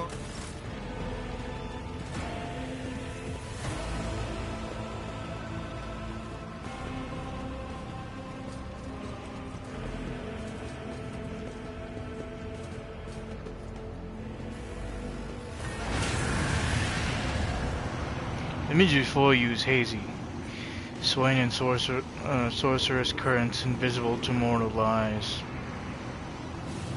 As if whatever is beneath this thin shell is constantly changing while still remaining the same. It's taking on the guise of Theodora, but the false rogue trader's eyes reveal the entity's true, surreal nature. One of Theodora's eyes is engulfed in the otherworldly fire, the other a vessel of ancient evil, bores into you. Voice seeps directly into your brain without ever reaching your ears. This voice booms with all the horrors of the world. Mortal, who are you to oppose the very flows of fate? It matters not.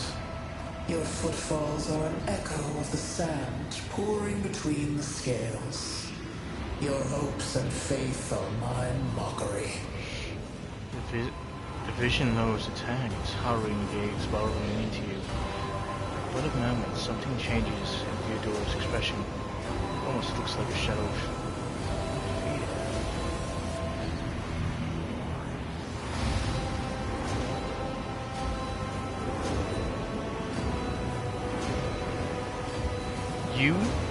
You are to blame for Theodora's death? I am the beginning and the end, and all that courses in between. I am the voice of the truth that is destined to triumph. For this triumph is the terminal point of every twisted maze of fate. The aspirant vowed to return with a trophy. A relic that could serve the edge of daybreak. That fate was assured, and the steps chosen. And yet, you broke the unbreakable when you took the aspirant's place. I see you. On the day when the final dawn rises over the Iron World, I see you by my side on that day. The day of my resurrection.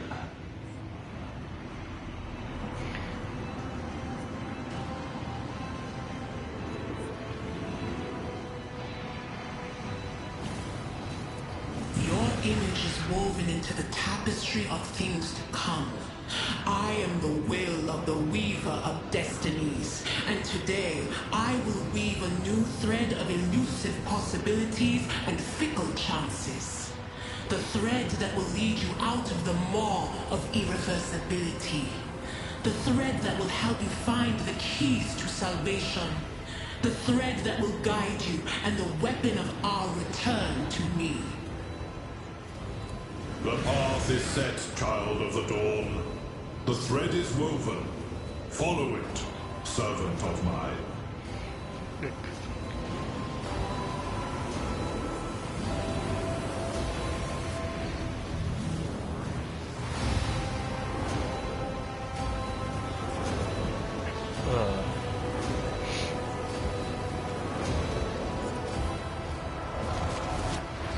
Seneschal, the navigator's sanctum is silent.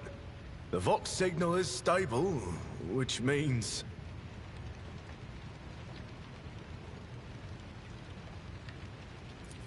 The navigator gave his life battling the storm that nearly claimed the Von Valancius flagship. We will honor his memory, along with that of all who died this day. Seneschal, we could tell us now. Who is that? Where's the Lord Captain? Revo does not look away. He's giving you a hard stare, his white brows furrowed. As First Officer, it is my duty to inform you with the greatest regret and indelible sorrow that Lord Captain Theodora von Valancius is dead. May her memory never fade from the annals of the dynasty. By right of blood succession, and with the absence of other kin who could challenge this decision. After waiting out the first wave of shocked cries, Abelard glances at you and continues. It is hereby declared that the successor to Theodora von Valancius is her heir, the rightful inheritor of the warrant of trade, and the title of Rogue Trader. The official ascension ceremony will be held at a later time. In the interim... have you lost your tongues? Hail your lord. It is because of his toils that we all still live. The deed is done, Master. My apologies. I meant to say Lord Captain.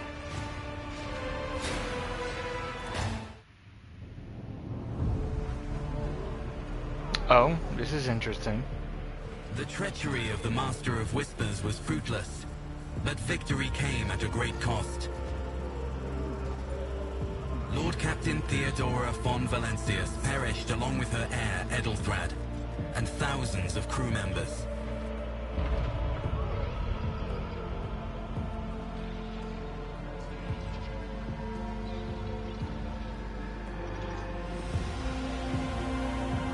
Yet hope remained, for the second in line to the Rogue Trader dynasty survived. To hang the ancestral banners once again, and exact vengeance on the enemies of House von Valancius and humanity.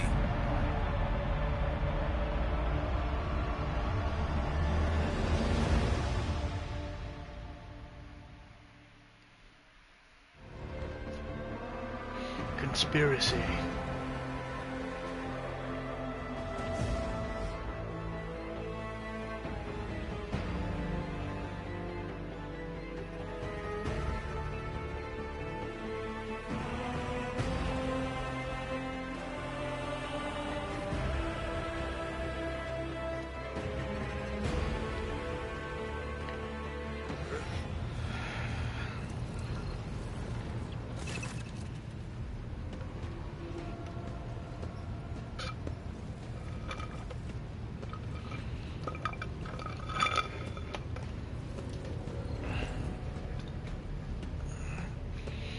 Deep shadows of wariness can be seen on Abelard's face.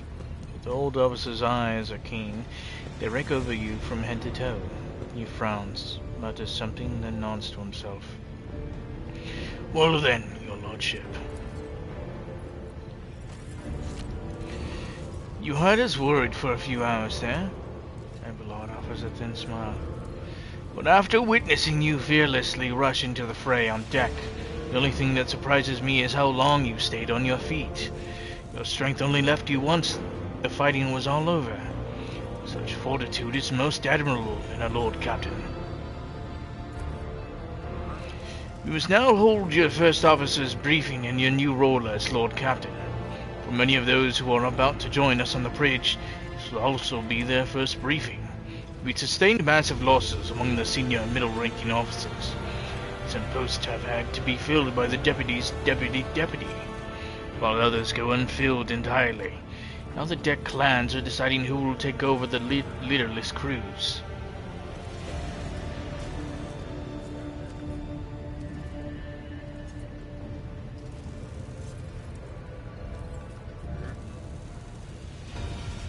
And he succeeded in tracking down Voidfear. Abelard grits his teeth. No, Lord Captain. All the commotion, his trial went cold. Now people are still on the hunt for him, and any mutineers who may still be skulking in the ship's many corridors. But frankly, would not be surprised to hear that we are now one shuttle short. I am afraid that it will be some time before he answers for all that he has wrought. How did we come to lose so many officers? It appears the heretics were deliberately targeting the vessel's command. They knew exactly whom they were looking for and where they could be found, which is unsurprising, given that the informant on board was our own Master of Whispers. Abelard grimaces.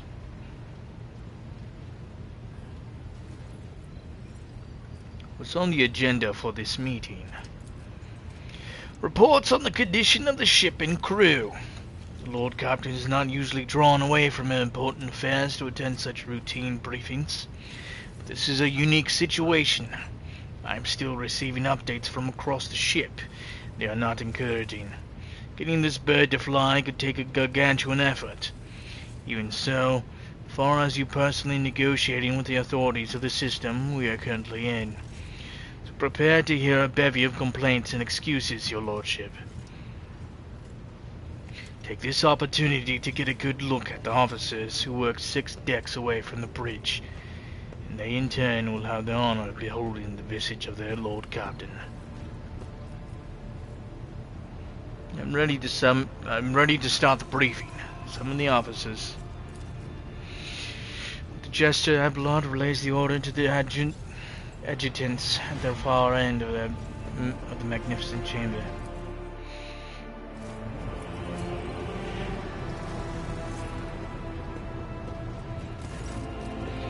A dozen pairs of eyes bore into you, expressions revealing restraint, joy, curiosity, and wariness. Attention, officers! You have been granted an honor. Lord Captain Raphael Throxus von Valancius will personally conduct today's briefing. Our most gracious Lord Captain is ready to hear your reports.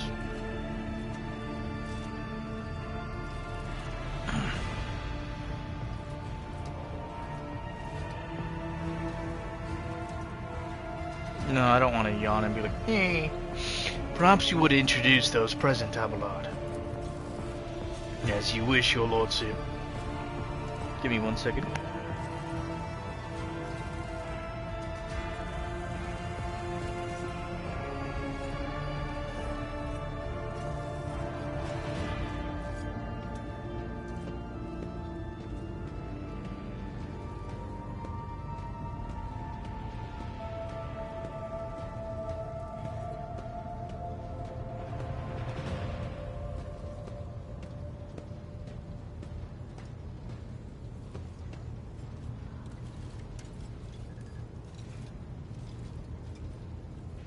As you wish, your lordship. Abelard points to a tall, slender woman whose body seems to contain as many implants as it does flesh. Victus Suriota of the Ptoleman line, our new Volksmaster. It is an honor to serve your lordship. The Volksmaster offers a deep bow. Aboard this vessel you have at your command thousands of crew members and hundreds of officers and section chiefs. I am responsible for receiving, processing, and sending all communications between you and them, as well as external sources. I am your eyes and mouth, Lord Captain. Beside her is Raver, Master Helmsman. He steers our ship along the course set by the Lord Captain. He monitors the void around us, to ensure that we do not stray into an asteroid field or a pirate trap. The bearded man with the pale, almost transparent skin, large dark circles under his eyes, and a dour expression that seems hardwired into his face, gives a sullen nod. Hey, Lord Cotton. This here ship's as good as home to me, so rest assured she's in safe hands. I'll die before I let her come to any grief. Then lastly, our High Factotum, Generous Danrock, oversees supplies, procurement, and the general material well-being of the ship.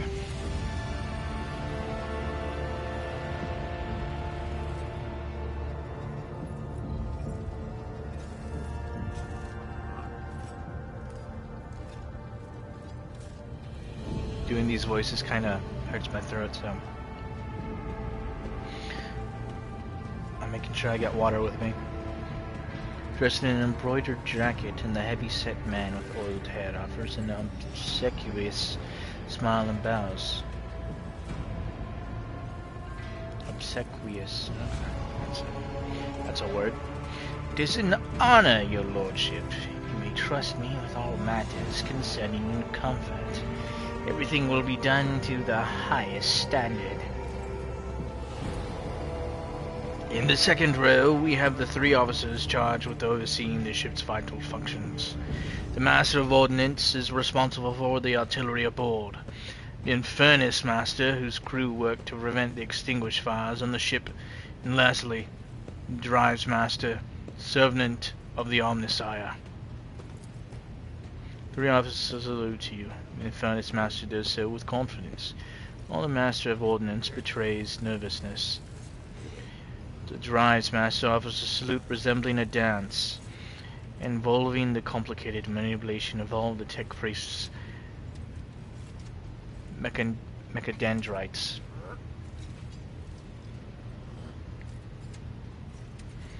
Thank you, Abelard. Greetings to you all. I serve at your pleasure, Lord Captain.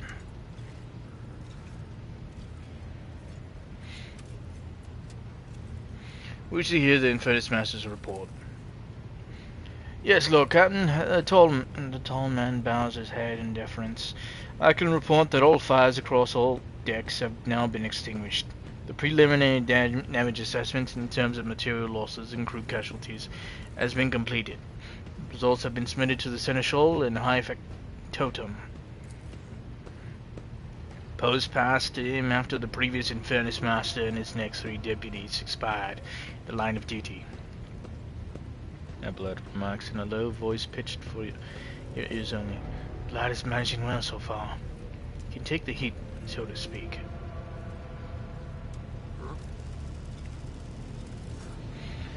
Thrice, Master, I will hear from you for now. From you now. Voice distorted by a Vox translator emerges from under the tech priest's scarlet hood. Lord Captain, the foes that set upon this noble void ship destroyed the repositories of hundreds of machine spirits.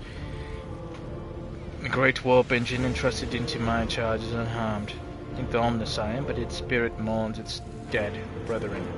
We have not yet identified a prayer protocol capable of assuaging its sorrow and anger. With great sorrow, I must also report that the Engine Seer Prime, overseer and spiritual authority of all tech priests on board, fell in battle. Majors was betrayed by the little flesh that remained part of him. Most terrible loss. As one among my comrades aboard whose experience and comprehension of the sacred protocols equals that of the fallen Majors, we require a replacement as soon as possible. I see. Thank you. The tech priest bows her head. Oh? Zira Tala. I Factotum, what have you to report? We are toiling day and night to compile a full account of the losses. The task will require next to no involvement from your lordship. I will personally ensure that all damaged components are given into the tech priest's hands for attention, that all lost supplies are replaced. There is only one resource that I cannot replenish single-handedly, and that is people. You've lost more than 2,000 crew members. Unfortunately, this number is not confined with the scum from the lower decks. We are easily replaced, but also includes trained professionals.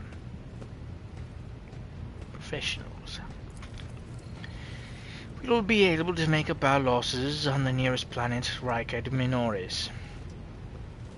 However, the planet, the whole system in fact, belongs to the Winter Scale Rogue Trader dynasty. We cannot simply begin recruiting on the planet without first coming to an understanding with the governor. In that respect, I am powerless. Negotiations at this level are a matter for the Rogue Trader. Especially true given Caligos Winterscale's penchant for attacking first and asking questions later.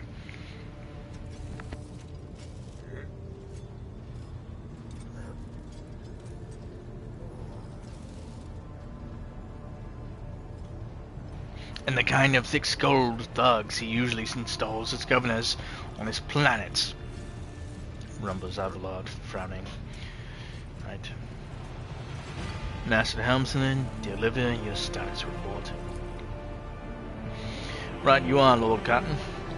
Cut a long story short, the outlook is bleak.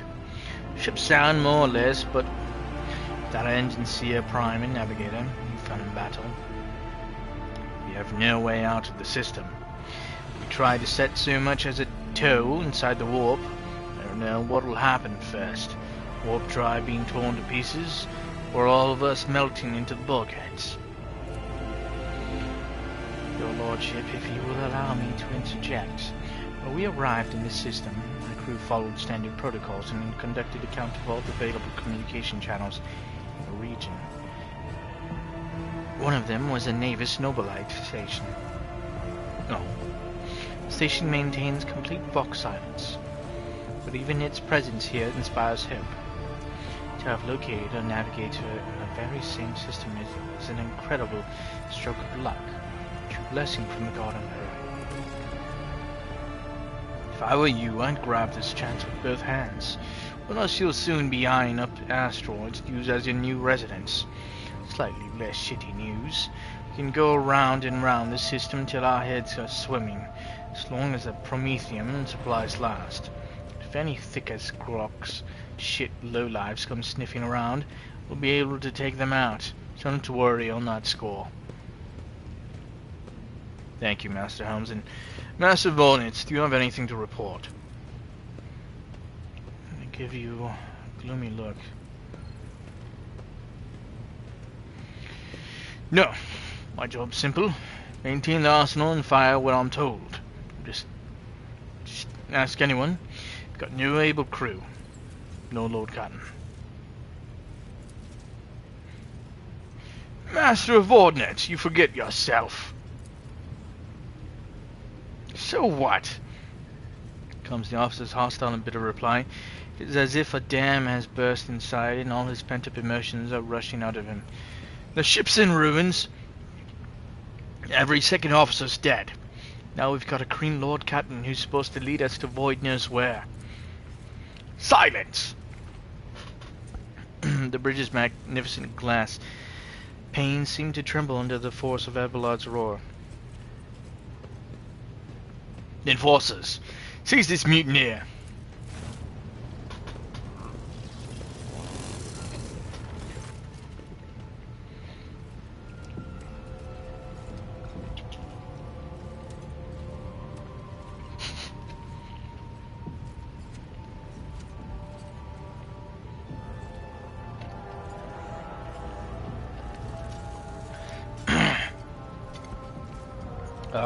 Goddamn, I haven't talked this much in forever, let alone try to do voices. It's tiring on the throat. Abelard grunts. If only one officer out after the whole lot has fallen to pieces, and that's not bad at all. Your Lordship, and I do humbly apologize on behalf of the entire crew. What do you have us do with the Master of Ordnance? Form of Master of Ordnance, I should say. Besides, find a replacement. That is, but we already have one lined up. Iconoclast. Yeah, that's the one I want to do. Stand down. Release him. No intention of punishing a man for a moment of weakness. Not after the terrible attack we have endured.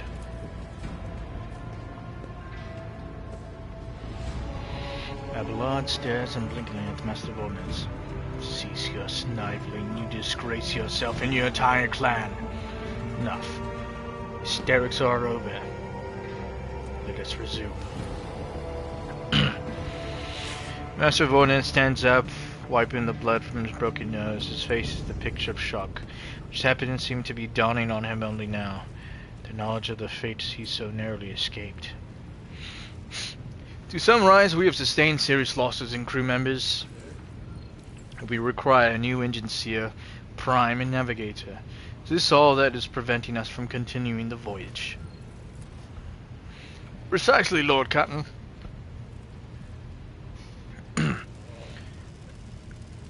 But bear in mind that this will not be the end of our trials.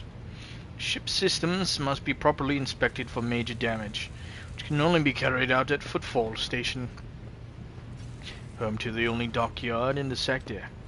We will never reach Footfall without first solving these three immediate problems. Can you tell me about the system in which we currently find ourselves? I see to the Voxmaster on this point. Mistress Tollerman. We're in the Rykard star system. Our voyage here was undertaken on the orders of your lordship's predecessor. There are 3 inhabited bodies in the system. Our attempts to send Vox messages have produced confounding results. The Nevis Nobolite station has not simply failed to answer, it seems to be maintaining total Vox silence. However, we did receive a distress signal from the prison planetoid in the system. Rykard Minoris itself is also not responding to our hails. But what is most alarming is that our Augurs have intercepted signals from the surface that seem to indicate ongoing hostilities on the planet.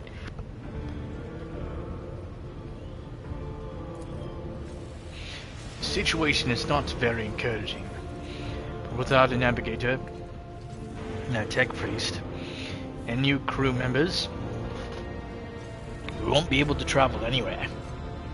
Therefore, we must go to the planet in the Navy's Nobolite station and find out what in the void is going on.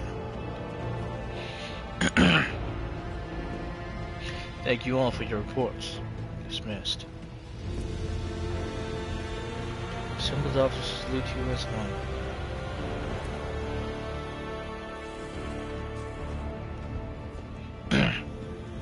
Hold on.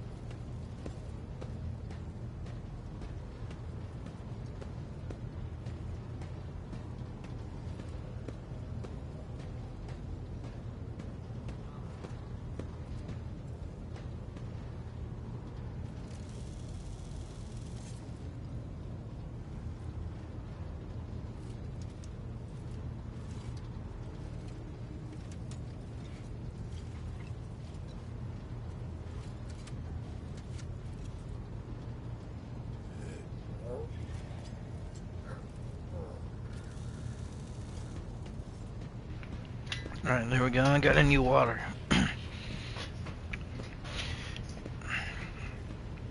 I don't know if I'm going to be able to do these voices. Alright, your lordship, there is one other thing, a confidential matter of the utmost importance. Lady Theodora, Abelard hesitates. Your eternally esteemed predecessor brought the ship here to this system for a reason. She was given a secret commission.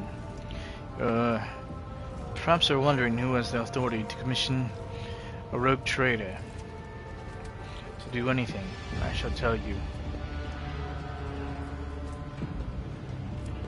The Lord Inquisitor, the hand of the Emperor, the chief architect of his will in the Coronis expanse.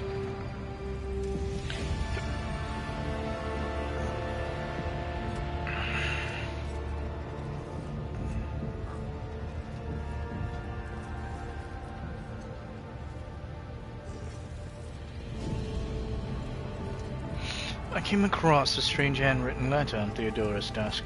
It was signed XC. Referring to the contents of that note, I presume? Yes, quite right. XC. Xavier Calcazar. Lady Theodora was to seek out the Lord Inquisitor's right-hand man, one Heinrich Van Clox, an interrogator. You understand. All I know is that he is somewhere in this system. We must find him and offer him whatever assistance he requires. Then deliver him to Footfall in the Furibunda system. Finding him without any more information to go on will be difficult indeed. But an Inquisitor is an important individual. The authorities in the system, either the Navis Nobilite or the governor of the Reichard Minoris, may know something. That is all of it, your lordship. You have a great deal of work ahead of you, but it is a mere taste of the daily burden of a rogue trader. Soon you must take up the reins of the von Valencius Protectorate. Vlad gives you another scrutinizing look, as if trying to gauge how long you will hold out under this mountain of problems. His face softens slightly, and it seems he is about to offer some words of encouragement.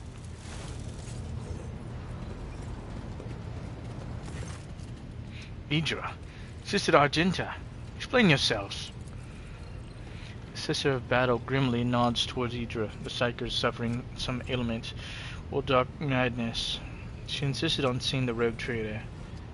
Oh. Psycho is suffering some ailment or dark madness. She insisted on seeing the rogue trader. I judged that it would be unwise to leave her unsupervised. For a brief moment, Sister Argenta's voice sounds hesitant. I was also hoping to approach you with a personal request. I can wait. Speak with me when you have time, rogue trader. Idra's glazed eyes rove over those assembled. One word burst from her lips. Daybreak.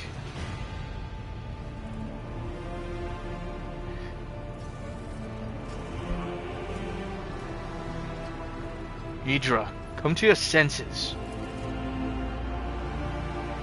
Damn it. Idra presses her fingers to her temples in desperation. Your lordship, here's the thing. I was trying to see the immediate future and it hit me so hard my head is still spinning. Something very strange is heading our way and I can't make out what it is. No matter how hard I try. A single word is all I can make out. Daybreak. Or maybe it's dawn. And it's ringing and ringing like an echo, like a bell. If it's daybreak, then why is it so dark? I cannot extract any information of value from a single word. Can you tell us anything else, Mistress Tlass? No, not yet anyway. Voices are going berserk, all shouting at once. Can't make sense of any of it. As soon as I know or sense anything, I'll report it. Alright? Lord Captain, if you want me to take a closer look into your future, find me on the bridge and we can talk. Lady Theodora was well served by my whispers on many occasions. I'm sure you would benefit from them as well. Psycho's bitten lips stretched into a wry smile. There is nothing else of value to report. I declare this briefing concluded. It's time to get to work.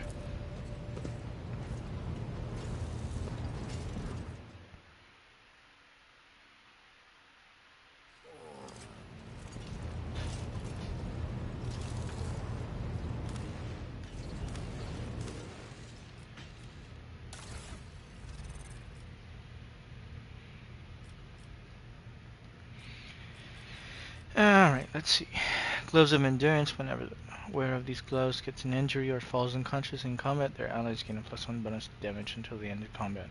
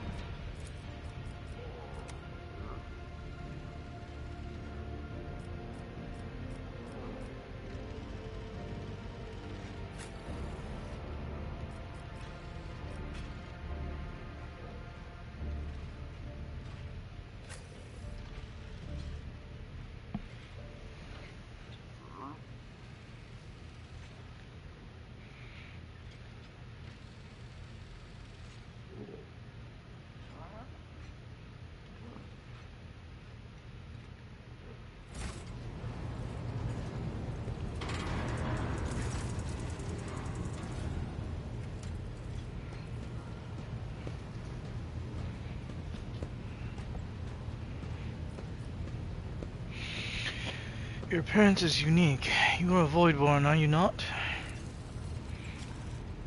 A generation of people who spent their entire lives on the depths of this void ship.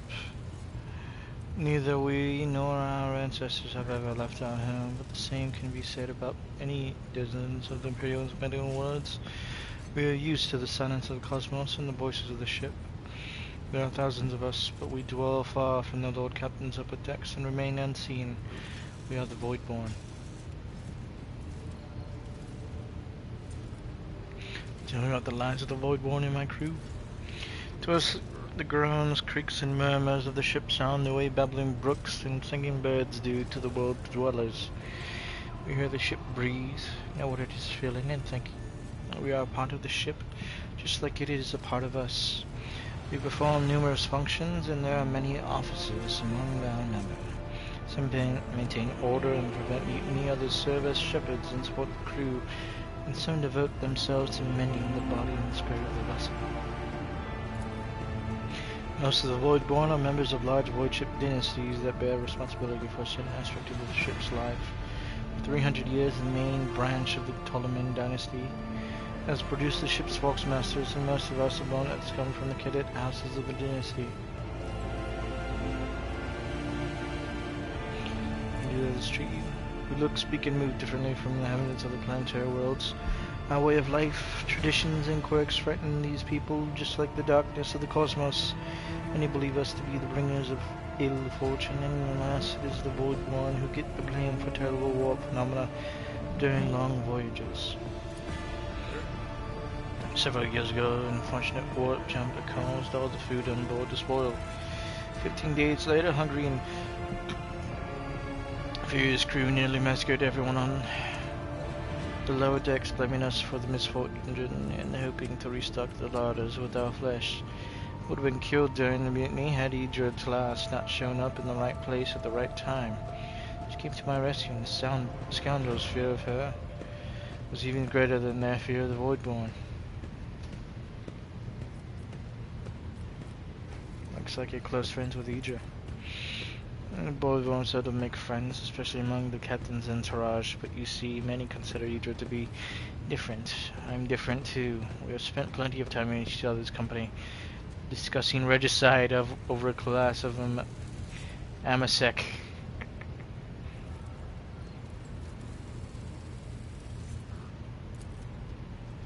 Except Idra changed after one incident, and we started to drift apart. The death of the Lord Captain Theodora made her withdraw even more. I do not know if Idra considers me her friend now, but we used to be very, very close. It's good I can still look after her in my own way. Interpreting the Voxmaster's emotions based on half a face and a Vox modulated voice is no easy task, but you managed to catch the undercurrent in Vigdis's words. The Voxmaster is not merely saddened by a rift with Idra, she's devastated by it.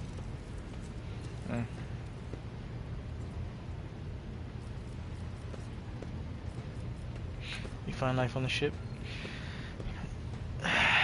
Life's been quite generous to me. The Voxmaster is the only best in the dynasty can become one. By virtue of my skills and position, no one has ever denied me anything. Our family claims a spacious section for its demesne. Also enjoy long walks through the narrow and dimly lit corridors of the ship, listening to the sounds of her activity, falling asleep and walking up to the chanting of hymns, and admiring the stars beyond, of course. You ever left the ship? Oh, I did once, and it was dreadful. I felt like the massive blue dome overhead could shatter at any moment, and fall, and my bones would be crushed by the gravity. She twitches her shoulder, trying to ward off the flood of memories.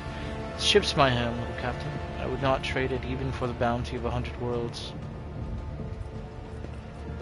Okay, as you wish.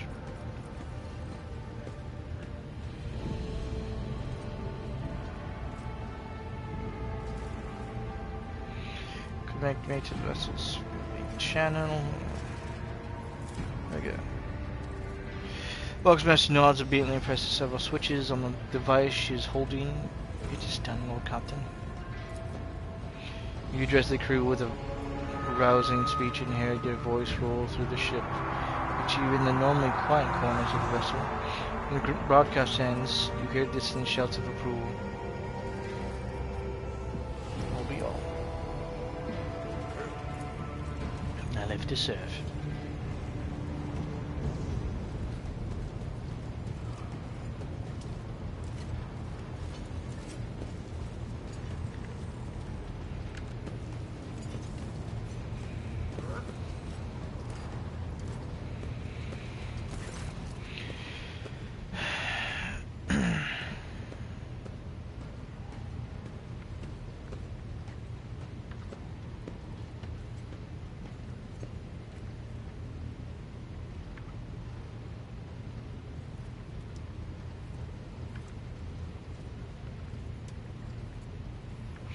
Lord Captain, Master Helman Raven, Raver at your service.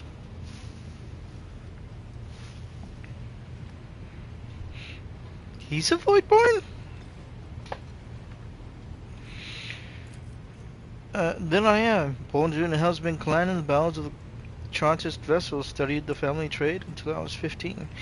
Then my entire clan was butchered in a mutiny by lower hold scum. They spared the youngins, of course, they did. Kids with implanted connectors make great navigational servitors, but I was having none of it. They weren't going to make a servitor out of me. So I escaped into the crawlways, and then I spent months picking them off, one after the other. Got me talking up a storm. Anyways, yes, I am a Voidborn. Finish your story. Not much to tell. I guided everyone I could to get to. Then I fled upward to the middle decks. That's where the Argo operators took me under their wing.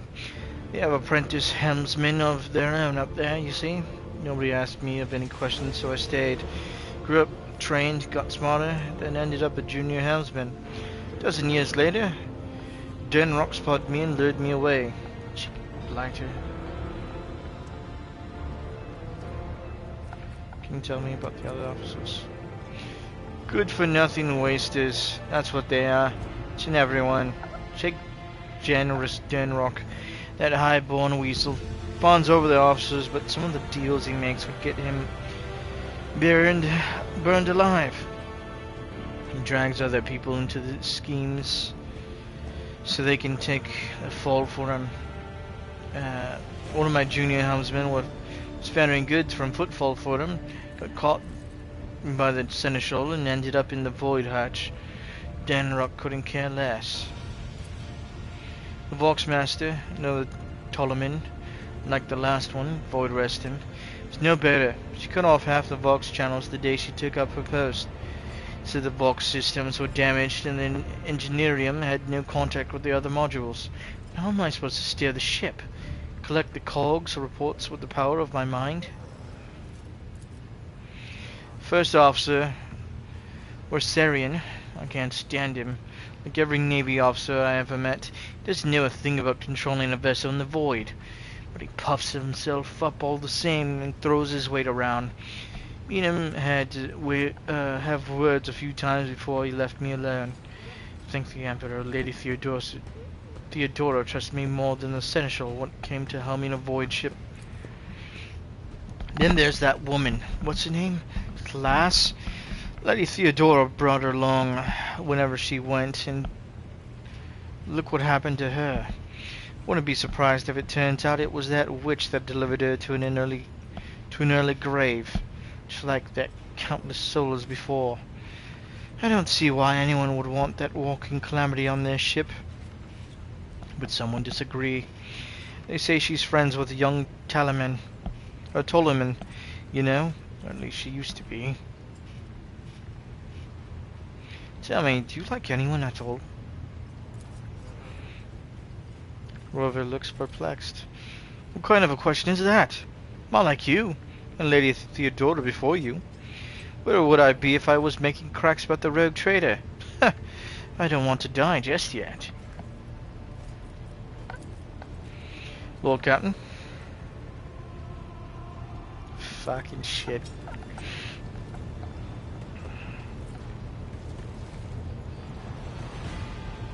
I like guys like him.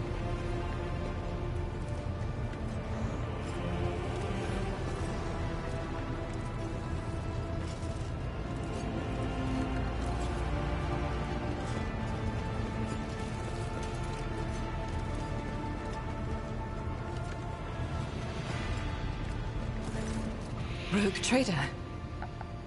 Sister Urgent looks tired. There are dark circles under her eyes. Her hair somewhat disheveled. She moves like she's a little on edge.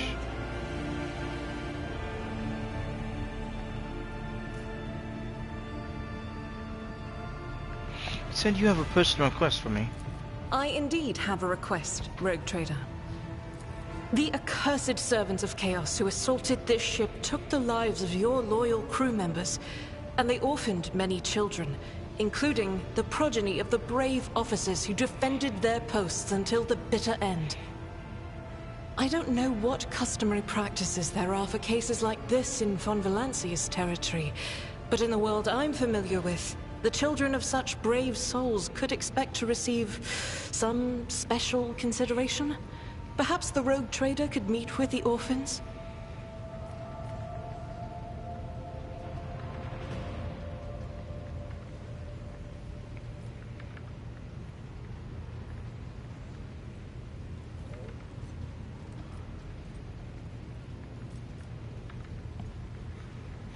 I will meet with them. No formalities needed. These are the children of people who gave their lives for the Von Valencia dynasty. My consideration is the least that they deserve. I will pass on your instructions. Thank you for taking my request to heart. Was that it? Should I have looked around more? Plus I wanted to talk to the sister more. Oh.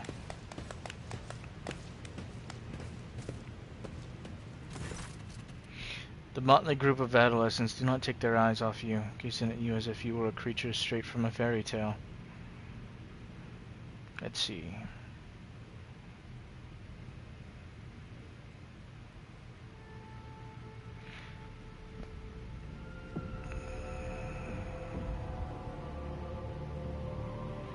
Maybe 17 or so? That's a lot. Our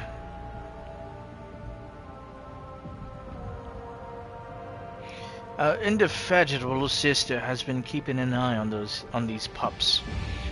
Abelard glances at the gathered children. It's hardly the Schola Progenium in here. We have provided the orphans on our ship with adequate care and instruction. Magenta is standing on to the side of the group. As you approach, she perks up and announces, her voice ringing. Brave ones, the master of this ship has appeared before you, the one who guides it through the darkness of the universe by the Emperor's will. Greet your Lord Captain, the Rogue Trader of House Von Valancius. You notice Infernus Master Heinrich Montag standing a few paces away from the orphans.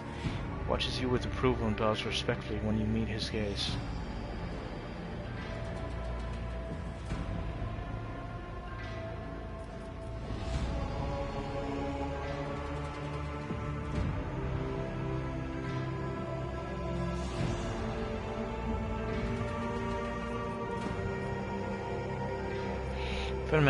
Infernus Master, do you serve as a teacher in your spare time? Not at all, your lordship. I'm just looking out for them. Send Furnace away to help folks in trouble. It's our job after all, so we chip in rations here and there and make sure nobody gives them a hard time. Take the older ones into the clan's care if they want. Many in the guild are not our family by blood, but by circumstance.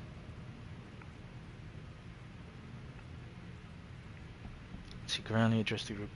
I, the Rogue Trader and Lord Captain of this ship, speak to you now. Your parents gave their lives for a just cause and brought honor to the Von Valancius banner and those of the Imperium. I'm proud of them. I believe that you will become the worthy heirs.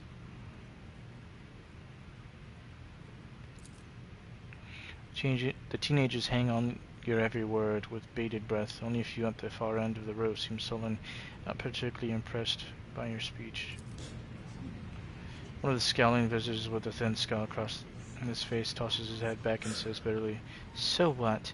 Why should we care? Our friends and parents died in their dozens for you noble lot, and you just give us speeches. Magenta quickly turns to the boy. A flurry of emotion flashes in her dark eyes, like she wants both to calm him and scold him for his impudence.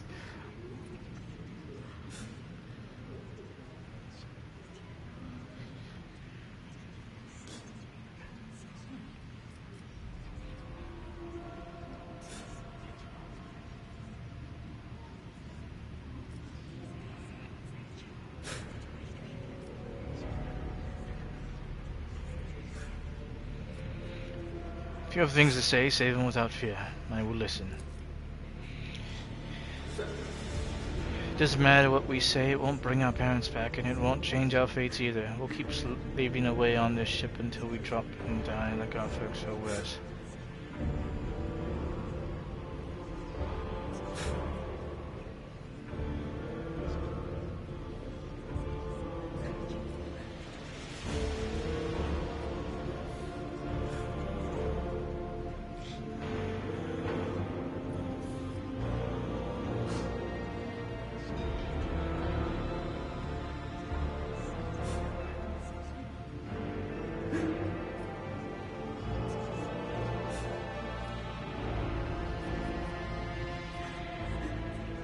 I understand your grief and dismay.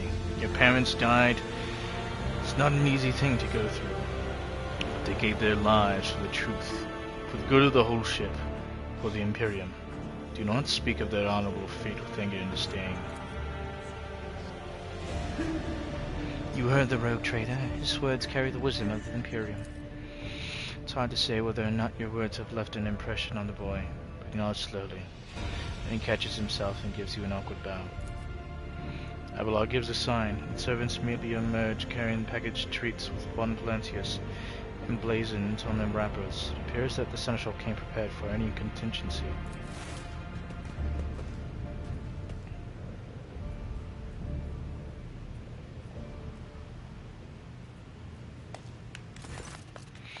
Argenta rubs her temple pensively. She smiles and offers a few more words of encouragement, then leaves the bay.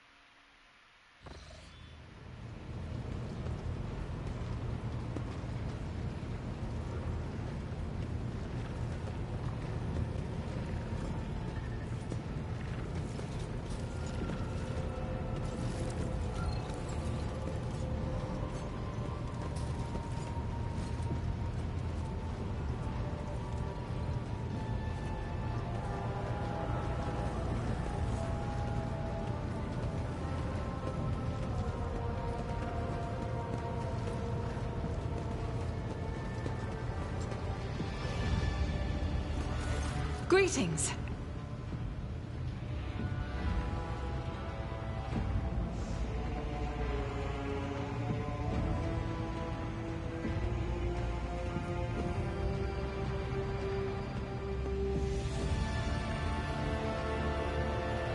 When did you end up on Theodora's ship? I first came here when I found myself in need of passage from Footfall to a remote planet.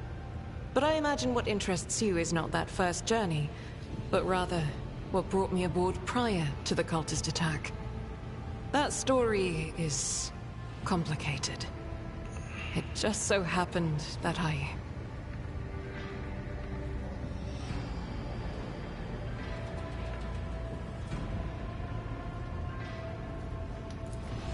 made a mistake. In a moment of laxity, I was ambushed by the accursed followers of the archenemy. I was badly wounded. Lady Theodora came to my aid and brought me aboard her ship, where crew attended to me in my weakened state. It all happened not too long ago. I had barely recovered from my wounds when the cultists struck. Truly, the servants of evil know no rest. There is no place where we can be safe from their machinations. What happened to the people who wounded you? Did Theodora's men eliminate them? Sadly, they did not.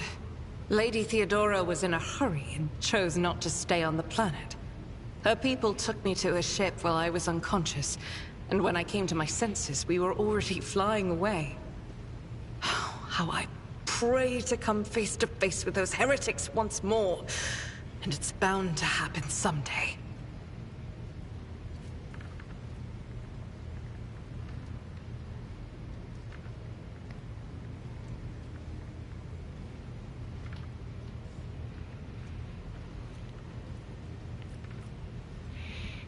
When did this happen? On one of the recently discovered planets in the Expanse.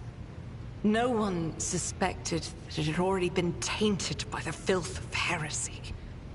Had I known it beforehand, of course I would have been on my guard.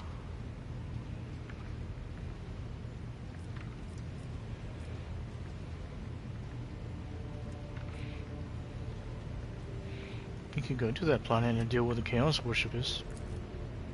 The path to that planet was lost.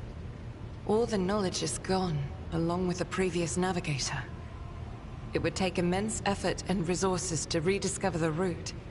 The heir to the von Valancius Protectorate must have plenty of other issues to deal with right now. Perhaps later, when the skies above our heads have cleared. It was like traveling on Theodora's ship. I hadn't been here that long. Just one journey from Footfall, and the other journey, the majority of which I spent in the confines of the medbay. I can't tell you much about the first voyage.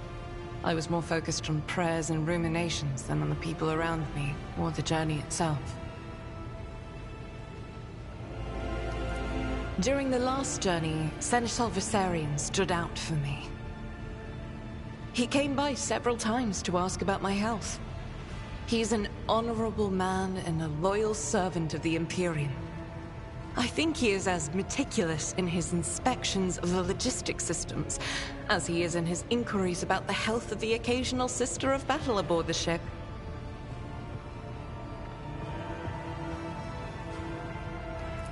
But not all of Theodora's people have earned my trust. You know who I'm talking about. There is no place for Adira Tlas among the God Emperor's faithful. I'm surprised she wasn't in league with the cultists. And I'm equally surprised by how deep heresy and treason run in this place. I'm glad we all made it through that dark hour. May the day that follows be bright. Is it difficult for you to accept that you made a mistake? It happens even to the best of us. My mistakes are my burden to bear. I'll find a way to atone for them.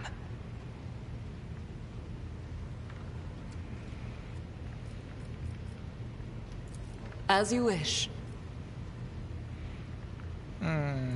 About me. I am the Emperor's daughter and his servant. What else is there to tell about me? What's it that's keeping you in my retinue? The ship was targeted by heretics, which means that my presence here and the assistance I provide to you are my sacred duty. Sooner or later, I will likely have to return to Footfall to protect its reliquary. But for now, I wish to remain a part of the Rogue Trader's crew.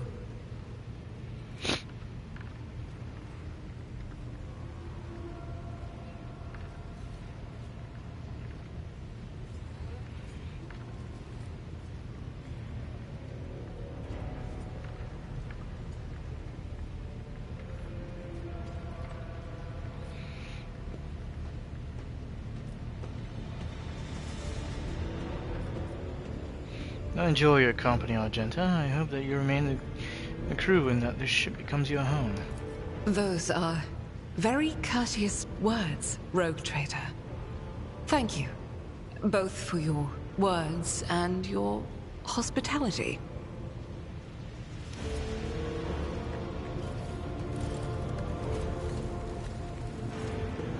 Master Helmsman, and Lord.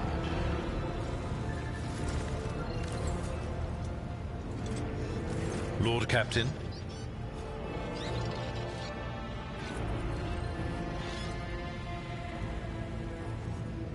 You may call me by my first name if you wish. I thank you for the honor, but I must decline. As a former military officer, I believe in the importance of order in all things, including the chain of command. You are the Lord Captain, my direct superior. I am not prepared to address you in any way other than as regulation dictates.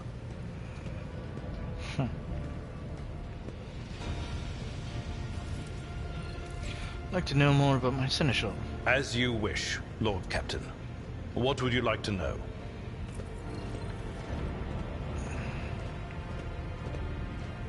Do you have a family? I am a widower. I am a father of 4, and if my information is not outdated, a grandfather of 11. My family lives on Dargonus. None of my children express any eagerness or aptitude for serving aboard ship, and I would hardly have insisted that they follow in my footsteps. Tell me about yourself. What were you before you became Theodora's sentinel? I used to be an officer in the Navis Imperialis. No, a used to be is not quite right. It was not simply a job. It was my calling, the essence of my life.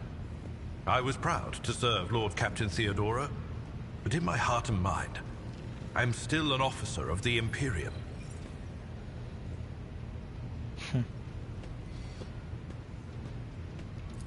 I met Lord Captain Theodora on a mission where the Imperial Navy was providing reinforcement to the Rogue Trader's army on one of the frontier worlds.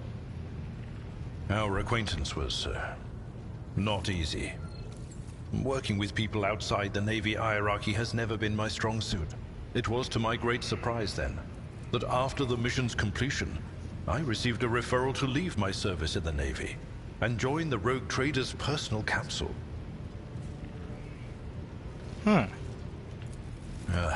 It was a difficult choice for me. But I saw in the offer a chance to serve the interests of humanity even more effectively than in the Navis Imperialis. You do not need me to tell you just how remarkable a person Lord Captain Theodora was. I recognized her at once as a true leader and formidable creative force. One who had built a protectorate amidst the dangers and wildness of the Expanse.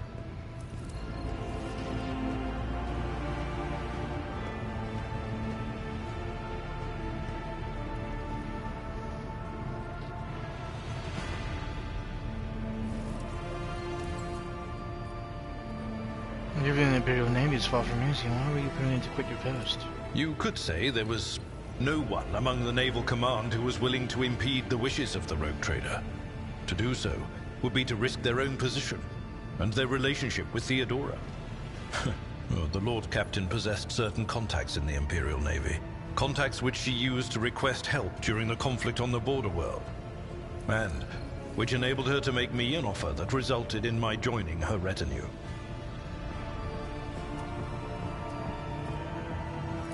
The Navis Imperialis is an ancient institution with its own mandates and muster lists. On occasion, in the heat of an official briefing, or an informal discussion, I violated those rules, determined to press my point. It is challenging to choose the words to accurately express my opinion on a situation or the actions of others that do not sound overly scathing or confrontational.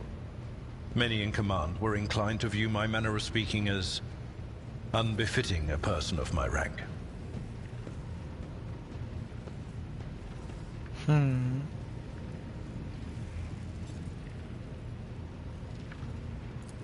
What? Lord Captain, any allegations of improper feelings or unsanctioned relations are utterly baseless and bordering on the insulting. Utterly baseless.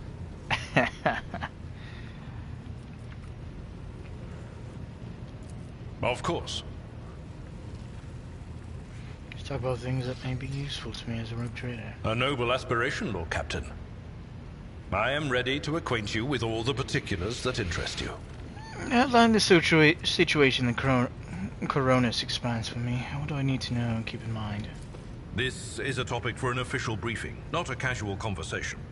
But I will try to answer succinctly. And, if you permit, in my own words. The Coronis Expanse is considerably removed from the heart of the Imperium. This means that local warp routes become useless within months. Established pathways are regularly subject to attacks from all kinds of rabble. And in the only major port, the Imperium's frigates find themselves moored alongside pirate vessels. Until recently, the Coronis Expanse could hardly have been called a region of the Imperium. The situation has changed with the arrival of the Lord Inquisitor, but not by much. This place operates under its own rules, you see. More radical, so to speak. But ones that allow for a non-standard approach where there is a promise of victory. The Coronis Expanse is considered Rogue Trader territory for a reason. Only Rogue Traders have sufficient military might, audacity, and the rights granted them by the warrant to survive the leap into the unexplored part of the Expanse. And in the event of a successful outcome, to hold on to whatever they manage to capture on the frontier.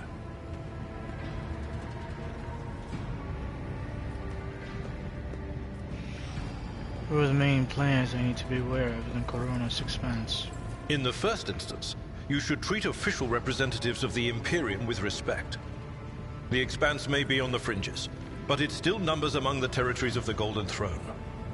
The arrival of the Lord Inquisitor has turned the Coronis Expanse into a less wild and uncontrolled region, to the regret of some individuals who had grown inured to the local lawlessness.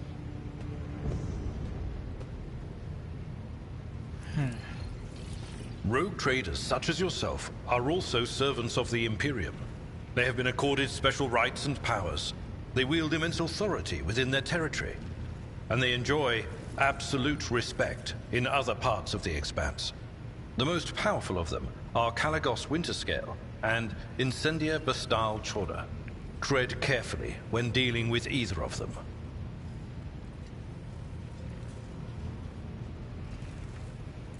If we are to speak of unclaimed territory, which is what Footfall is, among the scum that dwells on that handful of asteroids, there are 3 factions that wield considerable influence in the sector. The first is the Kazbala Commission, organized crime in its most primitive form. It holds sway over the Liege of Footfall, and has links to Rogue Trader Winterscale. The second faction is an offshoot of our shining ecclesiarchy, followers of St. Drusus. They are actively building their forces, and hold influence over Rogue Trader Chorda. And finally, the third faction, the Explorators, a wing of the Adeptus Mechanicus. They are willing to die and kill for the secrets of the ancient technological heresies that are hidden among the stars of the Coronis Expanse.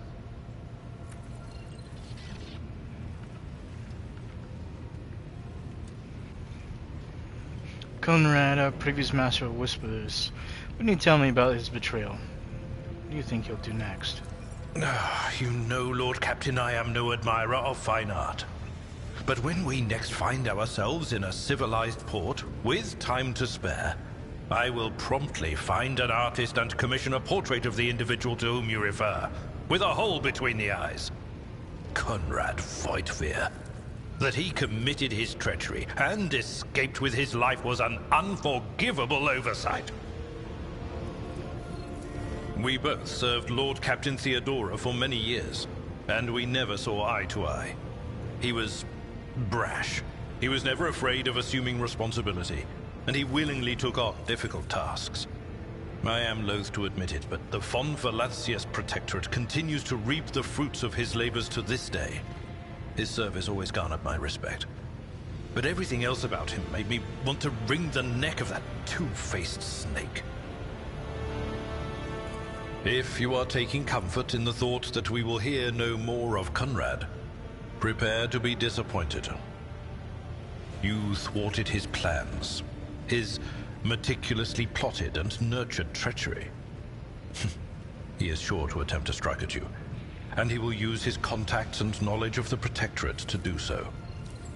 The only question, Lord Captain, is whether you will be able to anticipate his next steps. As you wish, Lord Captain. I must take my leave. Until next time. Lord Captain.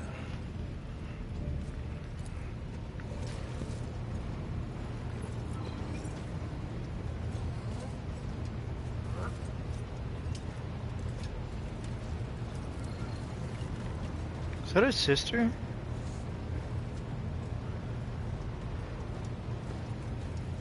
Looks like it.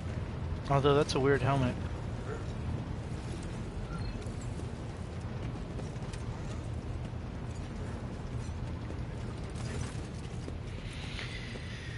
The corpulent man in lavish clothes bows before you, not without difficulty. Several skull wearers over his shoulder.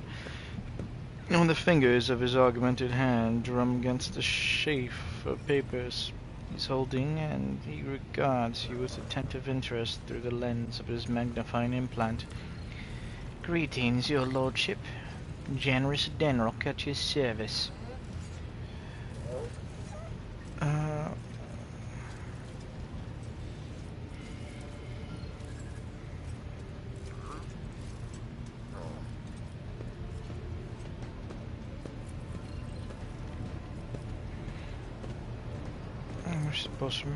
Rest assured there are people of the most outstanding talents among the thousands of your crew.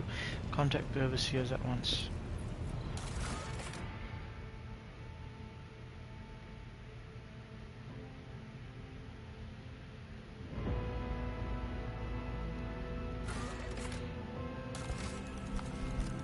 I can make another character? Oh shit.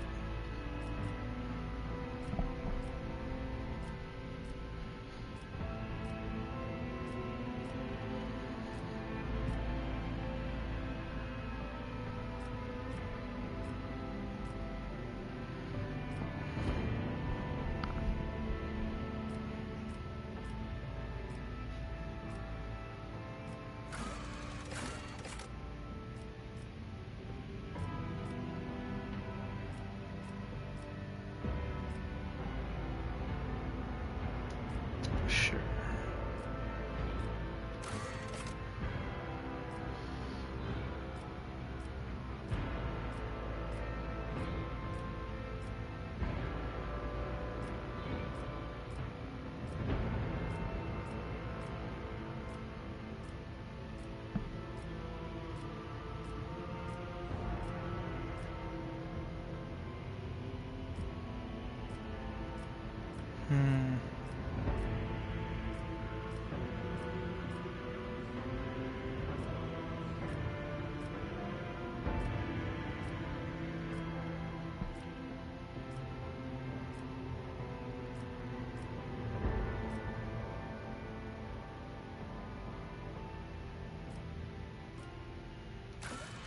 Sure.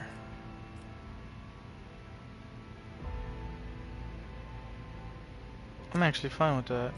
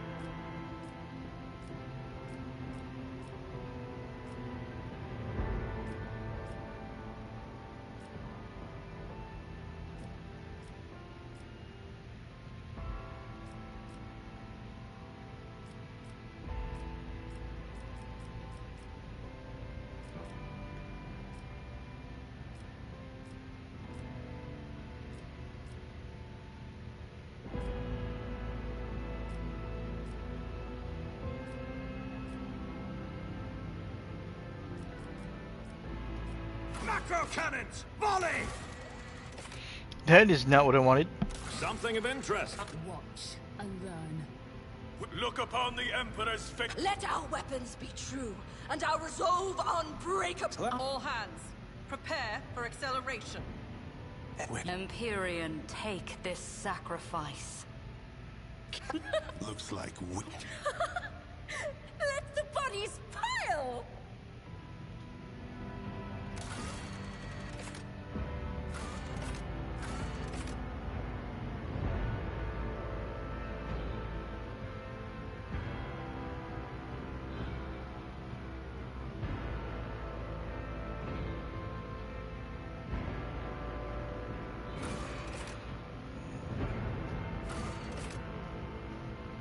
Sure, let's go with that.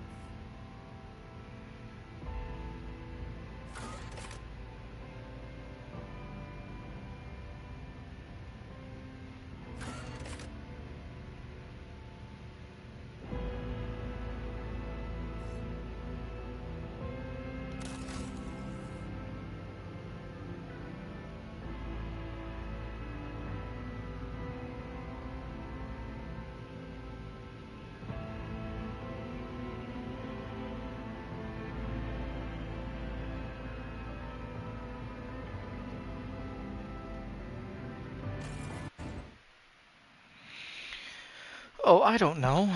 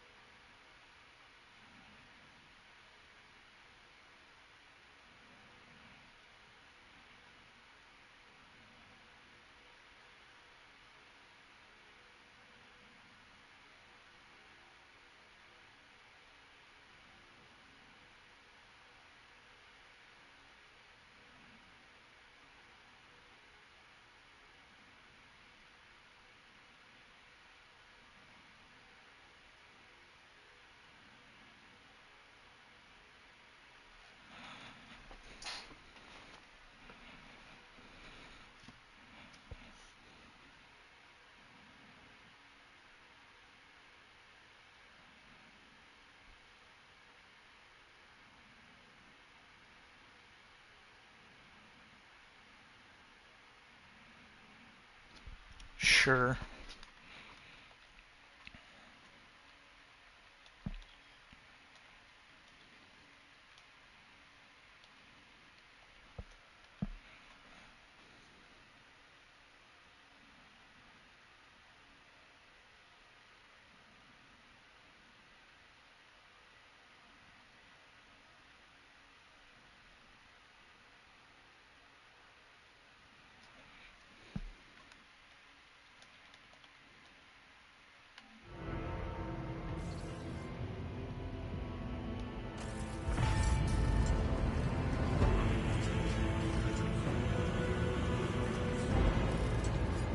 What else can you do? How? Come from Dargonas, dynasty since birth, and I've always strived to be of use to the great Rogue Trader. Due to being 15th in line of the title, I decided to stand in the way. Not to stand in the way of those behind me, in case they attempted to shorten the whaling list at my expense. Once my brothers and sisters schemed against one another, I studied the exact sciences and mastered bookkeeping, the greatest art of the adeptus administratum. I must admit that the accumulation of wealth, something one can control, is far more exciting than hunting and corrosing and the other traditional amusements of my noble peers.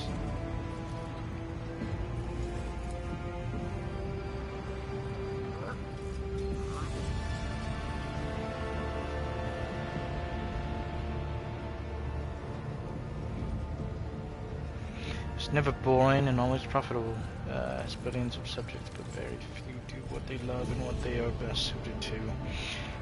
I would say Lady Theodore was one of the fortunate ones. She was a model rogue trader and surrounded herself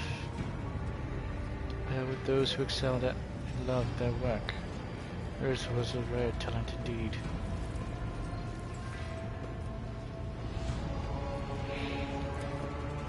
Of course, Lord. Who entrusts you? What must we deal with the followers of St. Joseph's exploiters?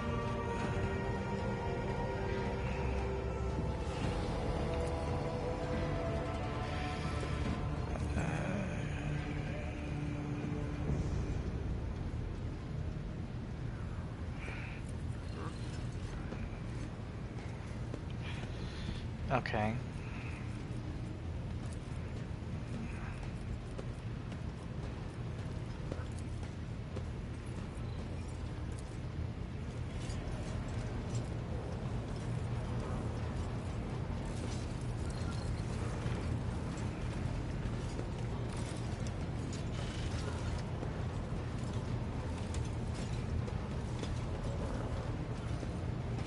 There's Idra. A tall, middle-aged woman stares straight ahead, her eyes vacant as she rubs the implant at her temple. Her collar is undone, and one of the clasps is on the verge of falling off. Sensing your presence, Idra turns her head toward you and offers you a crooked smile. As her eyes look right through you.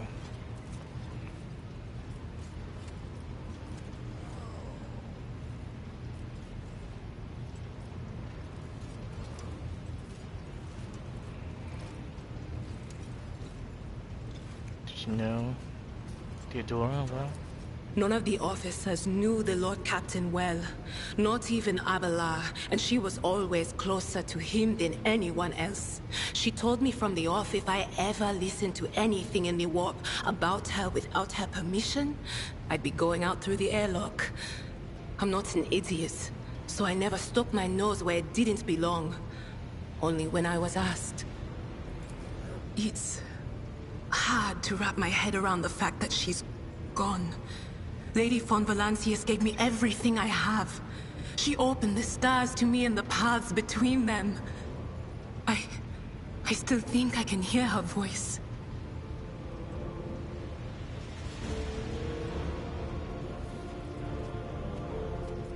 Things are strained between you and Argenta, isn't that right? The little sister is afflicted with her own set of voices. Ones that whisper to her about corruption and heresy.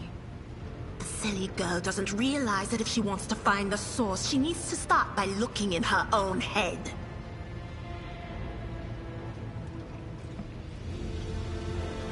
Where do you come from? Lyra, an outlying world in the Heathen Stars region. In the Coronis Expanse, the deeper you go, the less visible the Astronomicon gets, and the less people know about the Imperium. The arrival of a rogue trader is the best thing that can happen to a world like that. The very best. Tell me about Lyra. It's an out-of-the-way planetoid between two faint stars. On Lyra, a dozen local tyrants fight over 5 measly continents. But they use everything they can to win, from poison to psychers. I haven't been there in many years, but there's nothing for me to miss. Trust me. But here on the ship is a different story altogether. I saw more wonders in my first year serving Lady von Valancius than I'd seen in my whole life on Lyra. Like my first journey through the warp, I was in bed for 3 days. I felt like supernovas were exploding in my head. I only found out later that I'd gotten off easy. Just through the bulkhead in the bay next to mine, a whole team turned into... Look at me rambling on, Lord Captain. Pay no attention.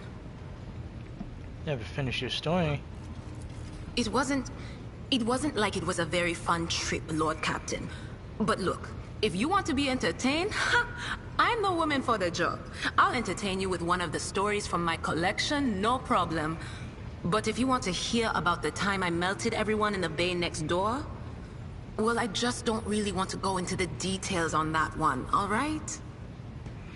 What did you do before you came on the ship? Oh, I embroidered wall hangings in honor of our national heroes. I did the same thing I do here, Lord Captain. Divining. Our rulers prized the ability to see into the future. Every psyker that could be found was worth a small fortune on Lyra. There's no such thing as a peaceful life on Lyra. People like me were especially sought after. They'd pick psychers up wherever they found them, buy kids off their parents, even just abduct them. Take me, for instance. I got taken from my street gang. The older kids sold me when they noticed there was something off about me. The ruling dynasties had schools where they trained us and beat us black and blue. And then they packed us off to serve. Some of us held on for a long time, but others didn't last. Not everyone's as smart and talented as me, you know.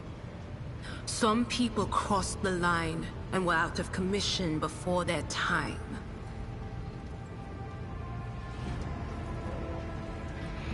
How'd you end up in the Rogue Trader service? Theodora von Valancius paid a visit to the ruler I was serving at the time. I don't know what the visit was for, and it's no business of mine anyway. I can still remember the way the voices in my head changed when I looked at her. They were practically screaming. She had so much behind her, and plenty ahead of her too. As I gawped at her, all of a sudden I heard a whisper. A hint, a suggestion, nothing more. But I know the difference between idle chatter and a real threat. I seized my chance and approached Theodora. I managed to whisper a couple of words in her ear before the wardens dragged me away. They beat me and locked me up. No wonder. It wasn't my place to converse with outsiders. And then Theodora's people came for me. They broke down the wall, butchered the guards. Also, I could tell them my warning in full. So I said the rest, but I didn't want to go back to my old life. And so I entered the service of the von Valancius dynasty. Have you ever been off the ship? A few times. Not many. And if I think about it, why would I want to? I've got everything I need here. All the whispers I hear are familiar ones. They almost feel like family. And if I want to hear about the nightmares off the ship, I can. After some Amisec. But don't go getting the wrong idea. If I have to, I'll follow you to the edge of the galaxy. Of course, Lord Captain.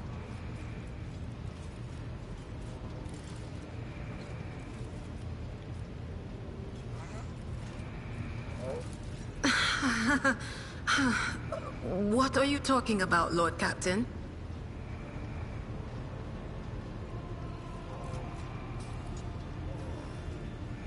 Have you ever been to Terra? Look, Lady Theodora couldn't care less if some eggheads measured my brains or not. It's not about the seal on your forehead, get it? It's about what's in your gut. If it's rotten or not.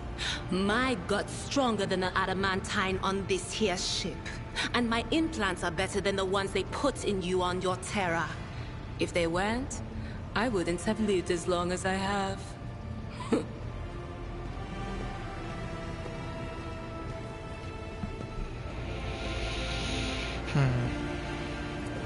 Of course.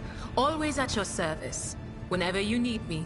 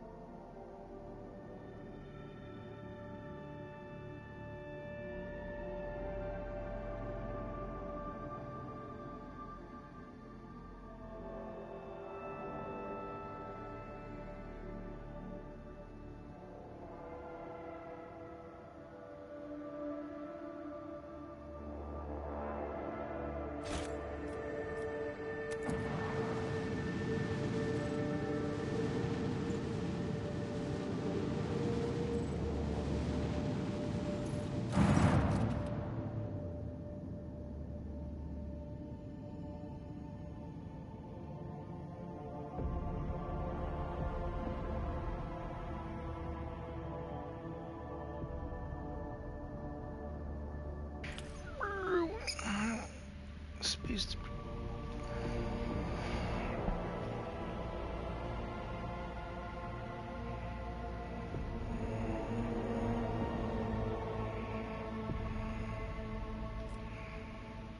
Order the crew to scan the station.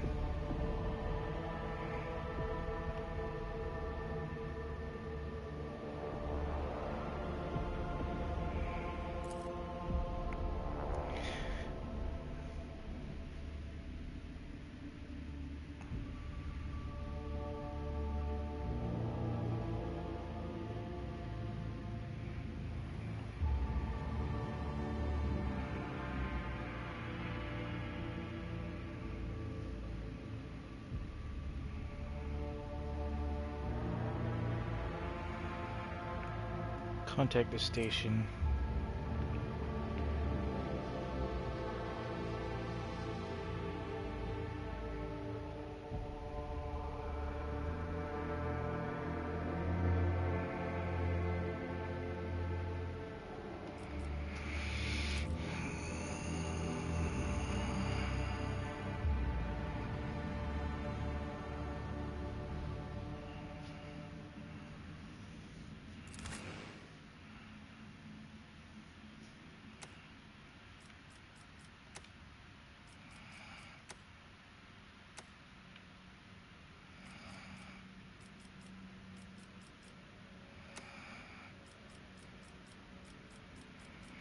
Oh, I can choose all of them?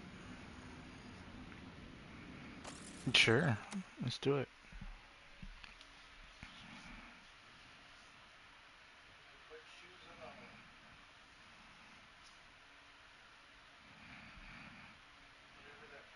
I was able to go to a character on the deck and create a separate character that isn't the main character for the party. So I made a priest.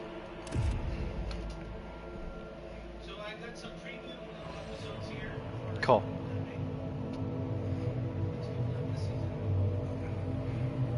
No. Pathetic worm. You dare to argue with your master? It was not you whom I swore to serve within these walls. My lips are sealed. Confess. What was the old man's last command? What are you planning? Give up, Keeper. You have lost this battle. Again. We're getting nowhere with these ones, sir. Permission to execute them.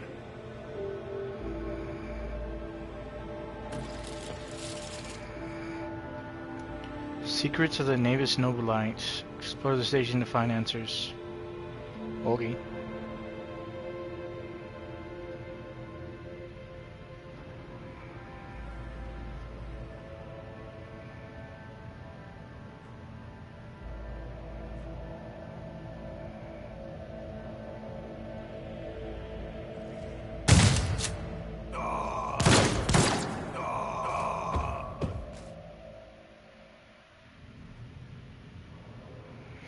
Not a step faster, Master. We have some strange guests.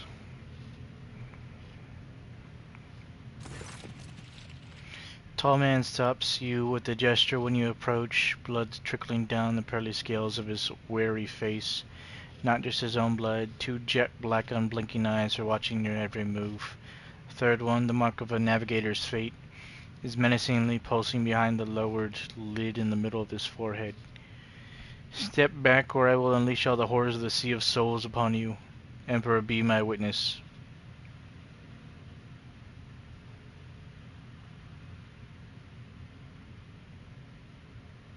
Ooh, I got 3 things.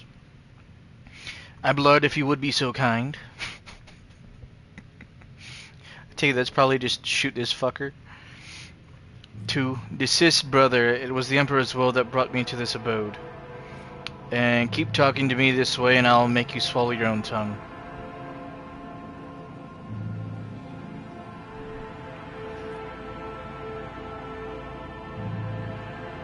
I'm gonna do the second one.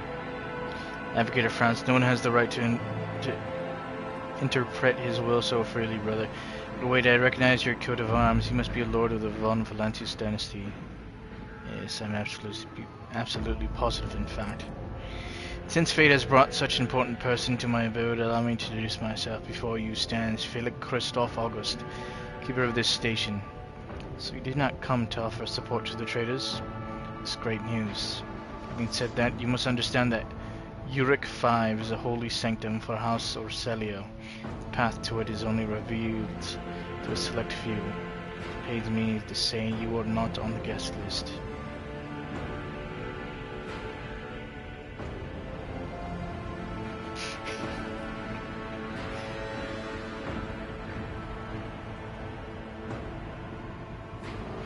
I'm looking for the Lord Inquisitor's interrogator, one Heinrich Van Kollux. Do you know anything about his present location? Lord Inquisitor's interrogator? I think I would know if such an important individual decided to pay us a visit. I came here in search of a navigator, so you're coming with me.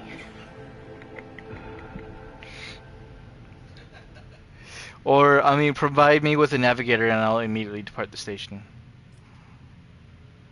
Let me do this one. What's happening on the station? Where did all these corpses come from? Betrayal. The most banal thing in the life of a nobilite, don't you think? I was stabbed in the back by my closest friend, Theobald Orselio, second keeper of Uric 5 and my mentor. On his instructions, my own people sabotaged the generators, blew up the shuttles, and brutally massacred the loyal servants of my mistress.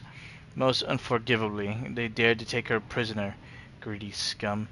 I swear by the throne's light, their souls will perish in the darkness of the void. Felix falls silent for a few moments and then fiercely slams the end of his staff into the floor. The madmen have captured the Lady Cassia and are now torturing her upstairs while we are idly chatting down here. Help me rescue her or be gone, but waste no more of my precious time.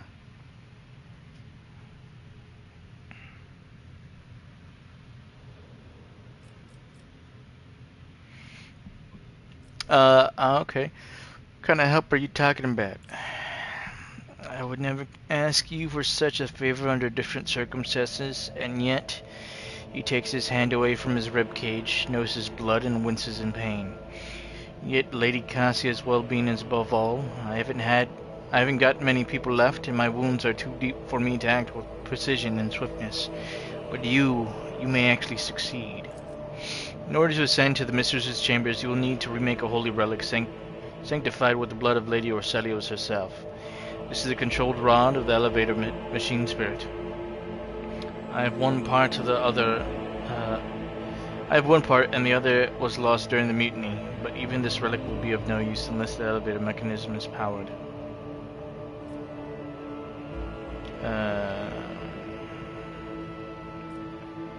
How do I remake the control rod? I have a phylactery containing the machine's blood and it needs to be taken to the laboratory, which is located behind one of the reliquary doors. The most ancient of sacred mechanisms will help to rebuild the rod. The tech priest ceaselessly performed the rites of appeasement so that the machine spirit would serve the house in its time of need. The fateful hour is now upon us. How am I supposed to power the elevator?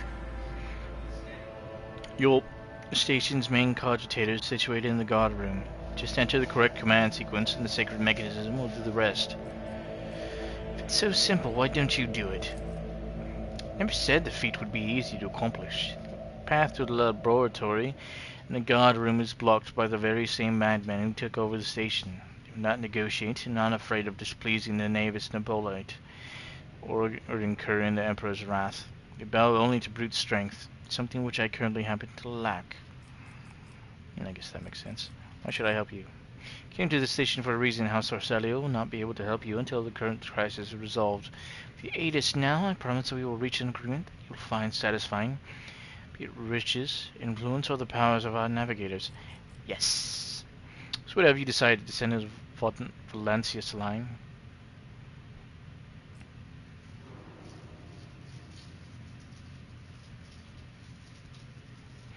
The woes of your house upset the balance of power in this part of the galaxy. I will help you if not for the sake of profit, but for the good of the Imperium. It will be an honor to save the Lady Navigator from her woes. Rogue Trader's aid will cost House Orcelia, but you should rejoice, for your mistress will live. I'll rescue your mistress, but in return I require that House Orcelia sign a contract with my protectorate.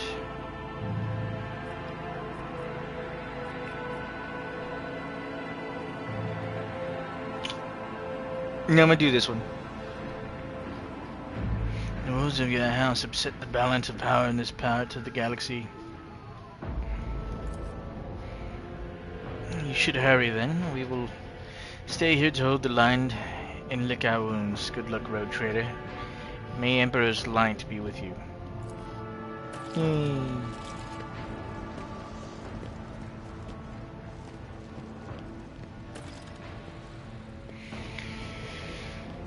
A new challenge for me? Alright, I'm gonna pause my game here.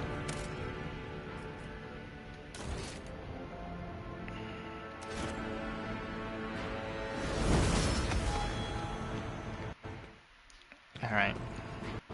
And then, there we go.